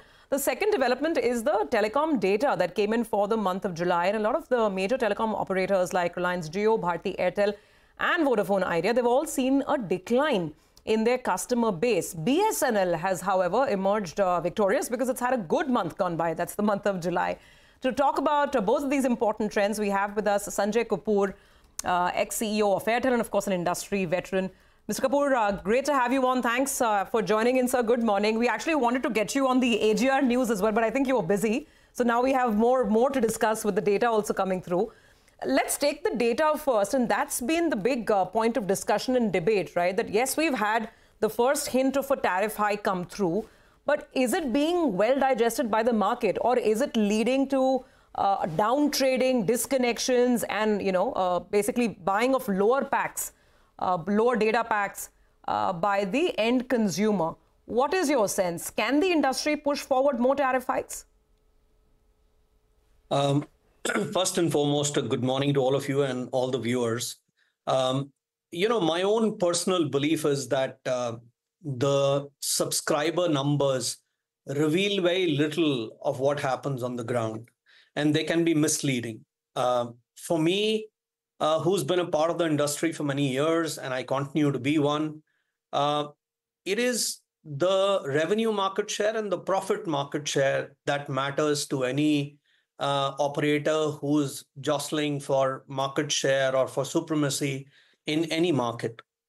When you talk about a reduction in subscribers because the prices were corrected upwards, then it could be a reaction to those prices for duality of SIMs before unique customers begin to start making moves from one operator to another operator. So I don't know whether this is just that duality and multiplicity of SIM that has sombered a bit and died down a bit, which actually doesn't matter. As long as for the players who are the leaders in the market, it was unit elastic, which means that despite the subscribers coming down, if their overall revenues grew with the advent of price hike, then I think it was a brilliant move, and it should continue. To answer your second question, can the market digest more? Well, you know, we are in a very different era. We are not in an era where telecom was only used for voice or some minimalistic data. It's a service based on which we live our lives, from entertainment to education to investments and what have you. There's lots of things that we end up doing on these devices and with this connectivity through the day, through the weeks, through the months. And for us to be coughing up a little more money, I think is absolutely done, especially if we are looking at quality of service to be internationally benchmarked. You know, where we are today and where we have to go with the amount of data that gets consumed on mobile and fixed devices, I think we have a lot more to invest in the customer experience. Right. And that can only come if the customers pay for it. I don't expect the governments to be subsidizing or the operators to be subsidizing it from their profitability. If you look at their ROIs, they are amongst the least in the world. They're still single digits, right? So I think there is more room for price hikes, and there should be more price hikes if quality of service has to be sustained. Absolutely, Mr. Kapoor, thanks for joining us. You know, this question of price increase has also been linked to, over the last couple of years, the health and shape and form in which Vodafone Idea will be around. Now, of course, this, what is your sense? Because there is that's, I think, the burning question on the minds of many investors, viewers who are watching this program. After the AGR, the curative petition was declined. What shape and form will Idea be around in? What kind of competition will it offer? And the other question is, how will it be in a position? Are we essentially looking at a very, very weak player? Will it go on lingering for many years? Can something happen here? And what does it mean for Indus Tower as well, which is the tower operator? Go on, sir. So this is like a Trojan horse question. You know, you have many questions rolled in. Let me first give you a little bit of glimpse of the global scenario. And if you look at any operator, any country across the globe, you know, bulk of the markets had standardized to a oligopoly. And that was the structure that prevailed for last many years, rather a decade or so. But if you look at the technology and the increase in the investment cycles, the third and the fourth operator are finding it tough in any part of the world. It is not unique to India, in any part of the world. And in India, with where we are and the sort of investments that are required to stay competitive, and the edge that the number one and the number two players have gained over the last 5-6 years in the market, and they don't seem to be relenting any space to anybody. I think even if India remains a duopoly, and even if India remains an oligopoly, I think it'll be an oligopoly where the top two players will have 80% market share, and the other two players will really have to strive to fight amongst themselves to say, how do we be in that 20-25% market share space? Now, coming to the AGR bit, I think AGR is a very small thing in the whole schematic. Of course, it matters more to VIL than to Airtel, but it's smaller thing in the schematic, because if you really see the amount of investments that VIL is saying they want to spend on the network alone over the next 3 years, we are still not sure where's that money going to come from, right? And if that money comes and they continue to pay their vendors through equity, will vendors be satisfied with that? Because the equity has been going down, the equity value has been going down. So I guess given the strength of the top two players, given that world over, the third and the fourth player find it very difficult because of smaller balance sheets, and given the fact that this game requires tons of monies to stay contemporary and to contribute to faster capital cycles, I think India, the top two players will have a very large market share, and the balance two players will really have to struggle for a very small market share. And I don't see them relenting any space. Mr. Kapoor, 30 seconds, not 30 seconds, but maybe in under a minute, if you can outline your thoughts on Indus Tower as well. Well, the the business for towers is all around multiple tenancies. And given the fact that there are multiple tower companies in the country, and Indus Tower is one of the largest one, it very clearly is that, basically there are three players who will give them tenancies going forward. Will they be able to jack the prices up to keep their profitability going? I'm not too sure. But of course, tower companies do well when there's a healthy oligopoly where all four players really compete in the marketplace and have the investment capabilities. When there are only two players in the market, then obviously the tower company loses a little bit of sheen because the tenancies will remain under pressure. All right, so great perspective. Thank you for joining in, and we look forward to more conversations as we go down the line. Thanks very much for joining us today. Well, that's a perspective coming through on the telecom space, where some of the stocks are bouncing back quite nicely. Let's move on now and put the spotlight on the consumer space. And remember, we've been telling you about the JP Morgan Summit, the conference, investor conference that's underway here in Mumbai. And now we have with us Latika Chopra, head India Consumer Research at JP Morgan, from the sidelines of the Investor Summit. Latika, great to have you on. Good morning. Thanks for joining in. So I think, you are looking at what right now in the market is once again turning out to be a hot sector, because everyone's talking about whether the rural recovery is for real and whether consumer companies, especially staple companies, whether they can come back with more promising growth once again. What are your opening thoughts? Yeah, thank you. Good to be on the show. We started to become positive on the FMCG sector in India, about 5-6 months ago. And there were three reasons, actually. One is, as you talked about, demand narrative started to improve positively. So if you look at the volume growth trajectory for staple companies, it kind of started to stabilize about 2 quarters ago, and it's starting to inch up. And we are seeing, rural particularly catching up, with the urban growth levels. However, we need to wait out to see the durability, the quantum of recovery for the staple packs as far as volume growth is concerned. We are kind of gravitating towards, volume growth levels for most of the FMCG companies to move from flattish to low single-digit levels in the first half of FY25, gravitating more towards mid-single-digit levels. And clearly, upcoming months will be very important. We have so far seen a decent monsoon. We have seen a decent crop sowing data. And we will watch out for how the crop harvest looks like, how the festive sentiment really plays out, to further build up, more on this aspect. But for now, we think this is going to be more a gradual recovery and things to pick up in the second half. The second thing which is going to kind of aid the revenue growth momentum for staples in our view is pricing. This is a piece which was kind of missing for the last 1.5 years. And now we sense, some price increases being initiated in the market. These are still low and probably in the zone of low single digit at the moment. And depending on how inflationary trends really play out, this is another leg which will strengthen and add to the overall revenue growth momentum. And the third piece, which kind of keeps us relatively more positive is that the margins for the sector are largely going to hold out, right?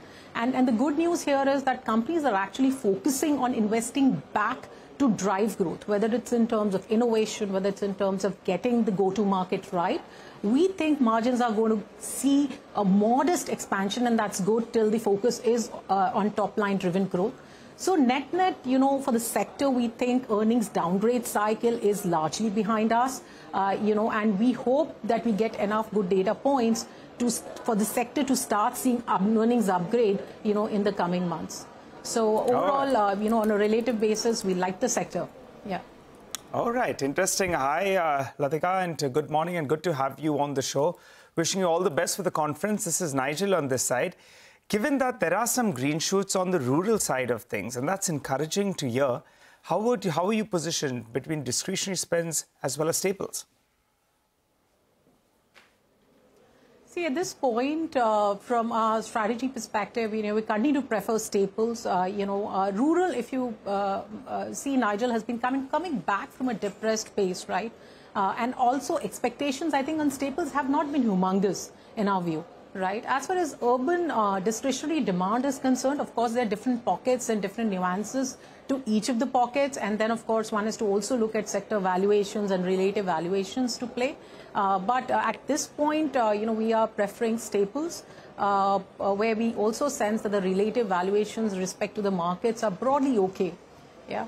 I think upcoming festive season will be key to gauge, how discretionary demand really plays out, and there are key sectors like jewelry, paints, durables, which will basically have some, takeaways from how strong the festive season is going to be in the coming quarters. We do sense at present that the urban demand has been more or less stable. Of course, last quarter we had seasonality-led, upticks in some of the sectors like durables, but we will wait and watch. Right. Latika, hi, morning. Do you have coverage on trend? No. And okay, we are right. not allowed to talk about company-specific individual companies. Got that. All right. That's been the sort of outsized winner, hasn't it? Just a quick word on QSR, Latika, if you will, as a space. I mean, again, has been beaten down, has not done well over the last couple of years. Are we going to, is the space going to see any traction here? And what's the way to think about this? Yeah, sure. So I think QSR is definitely an attractive, consumption opportunity from long term. The food services market in India is upwards of $50 billion. If you look at the QSR piece, that's about $5 billion of this. And of course, there are multiple mega trends, young demographics, a consumer who's increasingly seeking convenience, hygiene, experience, and growing urbanization, right? So I think the long term attractive opportunity is quite well established. Of course, in the last few quarters, we have seen comps, the same-store sale comps for this sector being impacted negatively. And I think there are three reasons for this. One is, of course, the macro factors, inflation, value for price, or value positioning kind of getting impacted because of price hikes that players took.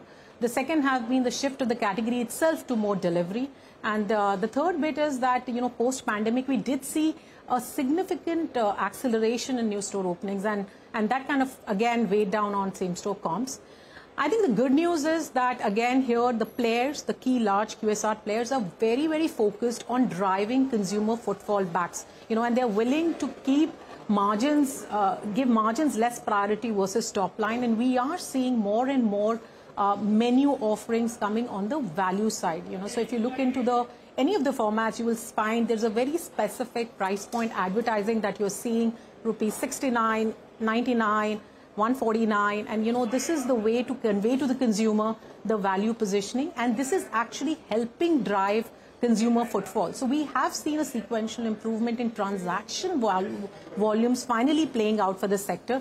Of course, the delivery piece is, scaling is coming back strongly first. The second bit is, I think companies have also been quite prudently calibrating their store expansion plans, right? So I think we can sense that now from them, and more stores are coming in virgin locations, right? So again, there is lesser, negative effect on same-store sales comps. We think here, the first half of FY25 has likely seen the bottoming of same-store comps, and we are quite hopeful that we are going to see improvement in these comps, in the second half of the year. So yes, this is a space where we are relatively more positive on. All right, Latika, appreciate you joining in. Wishing you a good conference. We look forward to having a chat with you in the coming weeks as well. Well, let's focus on the next management, Mankind Pharma. That's the next stock on our radar. The company is planning to raise some capital, around 10,000 crore rupees, through an issuance of NCDs as well as commercial papers. In fact, we had a note coming in from brokerage house Investec, and they are very, very positive post the BSV acquisition. Well, let's understand more about how the company sees things shaping up. We're joined by Mr. Rajiv Guneja, the Vice Chairman as well as Managing Director. Hi, Rajiv. Good morning and good to see you. And thanks a lot for speaking to us here on CNBC-TV18. I wanted to talk about the inorganic growth that you've already announced. But first, clear the air. Are you interested in JB Chemicals or not? We have always said that we are not interested in those entities where our portfolio and their portfolio are same. We've always been lookout for those kind of companies where those companies can add some kind of a value to mankind's growth, mankind's products, something which basically help mankind in acquiring a status in the market that they have highest entry barrier products. That's our kind of a endeavor right now. Got it, Rajiv. So you're not interested in JB Chemicals. We take that on board. Let's talk about BSV then.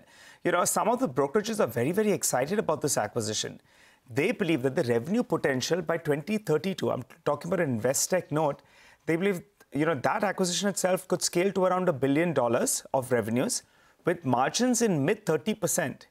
Is that something that you concur with, that, you know, this asset that you've got on your books now can scale up substantially? So whenever these kind of expectations are raised about mankind, we take this as a responsibility, actually. And being a very conservative kind of people, it makes us nervous as well, at the same time excited as well. Yes, we are very, very hopeful, and that's one reason we have gone for this entity. This company was in the radar of mankind since many, many years. In 2019 as well, we wanted to have this company. We lost out to Advent, but sometimes God decides your destiny. We are quite hopeful that now we have got this ride more tacked up, much better. So we hope that, yes, we come to people's expectations. But we are always afraid when a lot of expectations are being raised on mankind. Got it. All right. It really burdens us a lot. So, Rajiv, you know, going by what you're saying, you're leaning more towards the aspiration is to go ahead and achieve what a brokerage house has laid out. And you're sounding reasonably optimistic as well about getting there, isn't it? Yeah, I mean, as an entrepreneur, we are supposed to be very, very optimistic. And we have not done it in the past, this kind of a large acquisition. And had not we had this kind of a confidence, we would have never done it. We are very, very bullish, very confident that yes, this is an amazing kind of a acquisition we have done. And we hope that we'll try our level best to come to people's expectations. In the past, we have always believed that mankind should have some kind of a surprise element.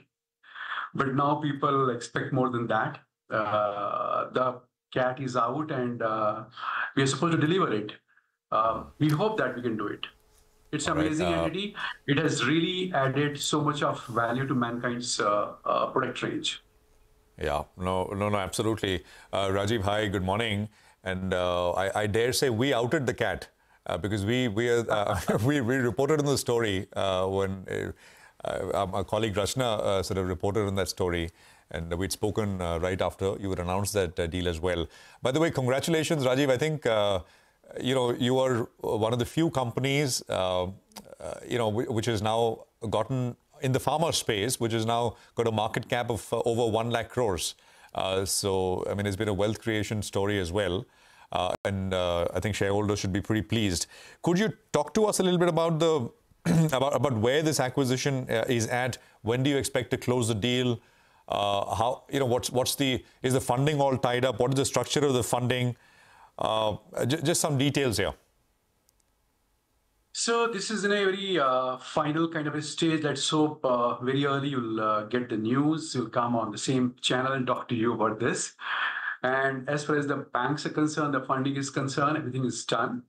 And in the past as well, we said that approximately 4,000 crore rupees would come from company side because we have this much of cash. 30% will be QIP, rest would be in the form of debt. That's the kind of a thing we basically feel. That's the situation presently. All right. Since we have you, Rajiv, very quickly, there were 2 of those, you know, Western hotels that you were looking at divesting it. By when do we see that? And we are working with a ballpark number of 600 to 700 crores. Is that in the vicinity or is it better, higher, given the kind of demand we're seeing? We don't know. I mean, yes, these hotels have been put on the block. And let's see what kind of money they generate for us, so that at the earliest we just get rid of this debt, because in the past we have never ever taken debt. We have always been averse to debt.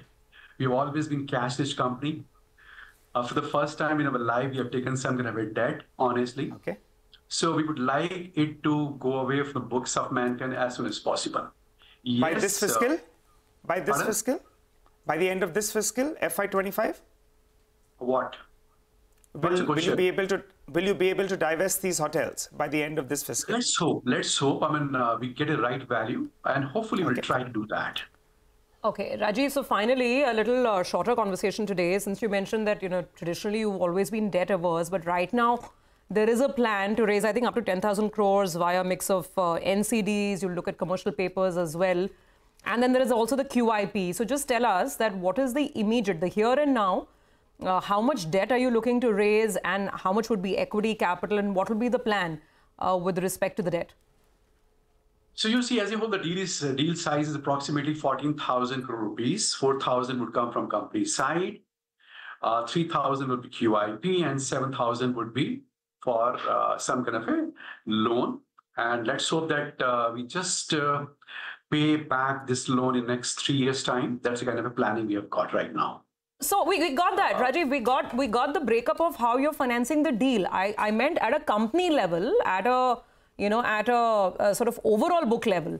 What is the debt to EBITDA that you are comfortable holding, given that you're doing this acquisition? So you're taking some debt.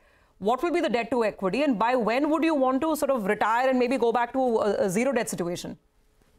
Yeah, I said that in next 3 years' time, we just want to retire all the debt. And at any given time, it should not cross companies' EBITDA to 2 times.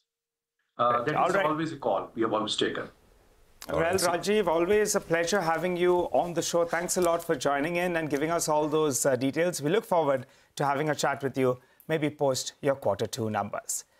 Well, time to slip into a short break. You come back, we'll focus on the commodity space. Manisha Gupta is waiting for us.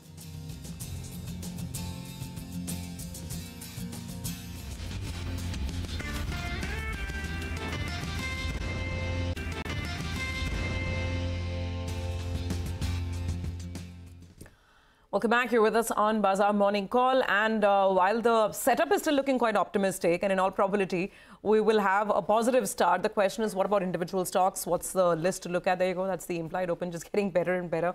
180 points now. So while the opening is going to be good, what about individual stocks? Well, for that, we have our team standing by with the CNBC-TV18 list of top stocks to watch. Hi, guys. Happy Monday to all of you.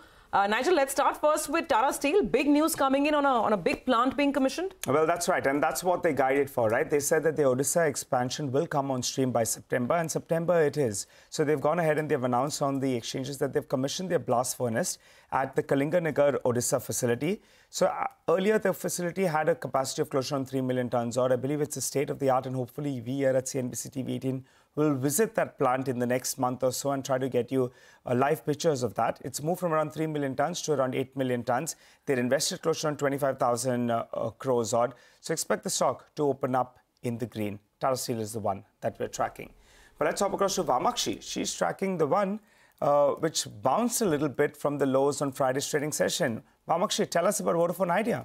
Well, Nigel, Vodafone Idea is expected to open in the green today, and that is because the company has concluded a mega $3.6 billion or 30,000 crore INR deal with Nokia, Ericsson as well as Samsung. Now, this deal is for supply of network equipment over the period of the next 3 years, and this deal marks the first step towards the rollout of the company's 3-year capex plan of $6.6 billion or 55,000 crores. Now, keep in mind that the stock did see some pressure on the back of that AGR development that did come through, but the street was anticipating this capex plan and was waiting for it ever since the equity fundraise went through. So definitely a positive. In fact, we also have an analyst meet scheduled at 2:30 p.m. today. So we will be watching out for the commentary that comes from the management. But as of now, the stock is expected to see some respite in the trading session today.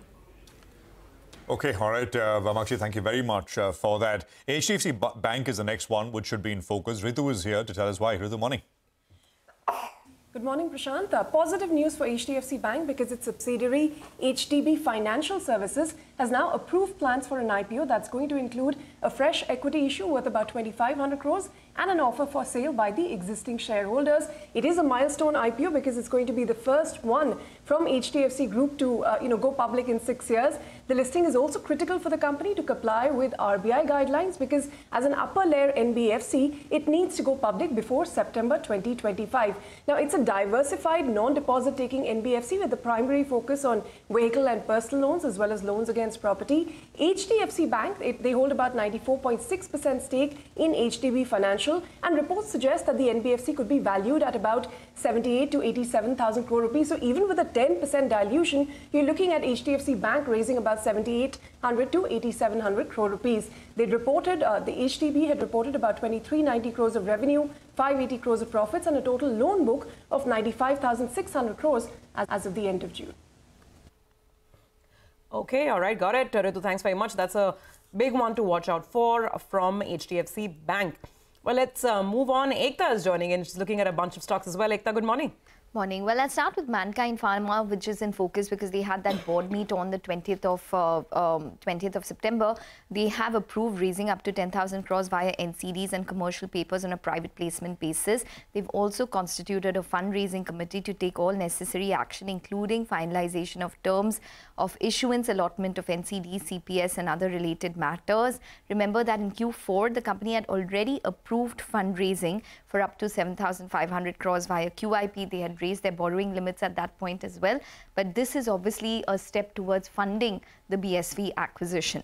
Now, Biocon, US FDA inspected their API facility, issued 3 observations. The company does not foresee any impact on business.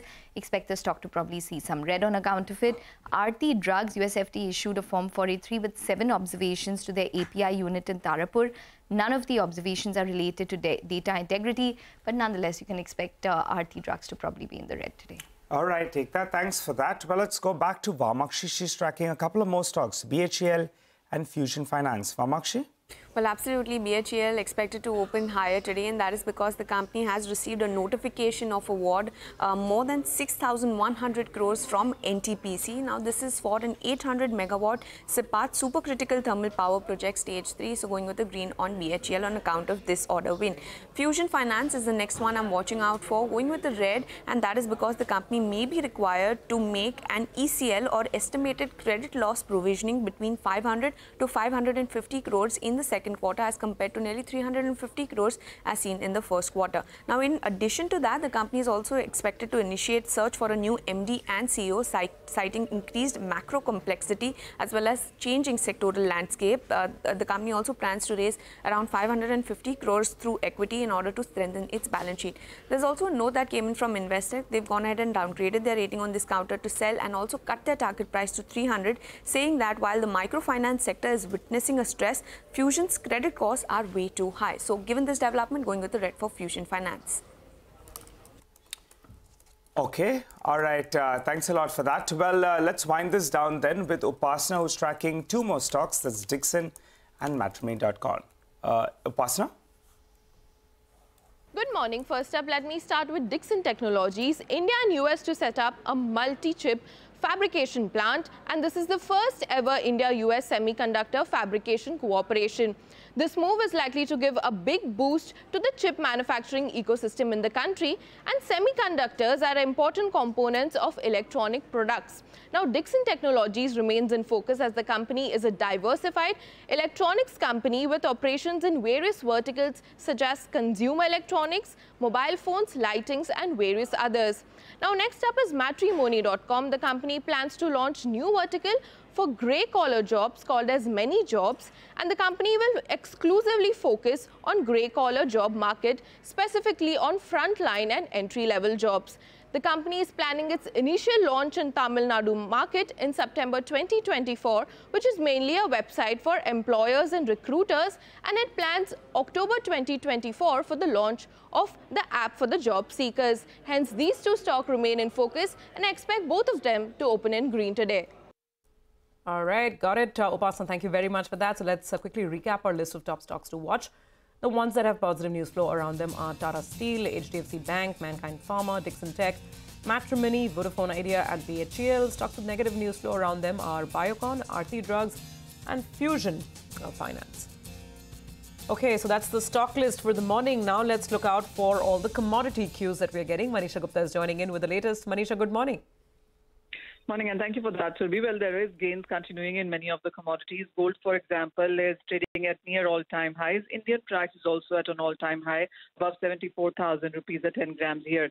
Silver, in the meanwhile, also because China is now expected to introduce stimulus, has seen some support. So you have silver at a 2-month highs. Copper price is also trading at around 2-month highs. Copper also is taking support from the fact that there are energy shortages in Zambia, which is the leading copper ore supplier, and there are shortages because of that as well. The strong gains that we have seen in crude oil prices just about continue. The last 2 weeks have been positive, and currently as well we are trading above $75 a barrel. Support comes in from the weak dollar index, escalating Middle East tensions, and the fact that the U.S. is planning the lightest maintenance in 3 years has been supportive. So 8 out of 10 commodities, I would say, are trading in the positive in the Asian markets right now. All right, Manisha, thank you very much for that. So that is oil in focus. We take a quick commercial break here. We'll get to Prakash Diwan on the other side. We talk individual stocks which are likely to move today. That's coming up.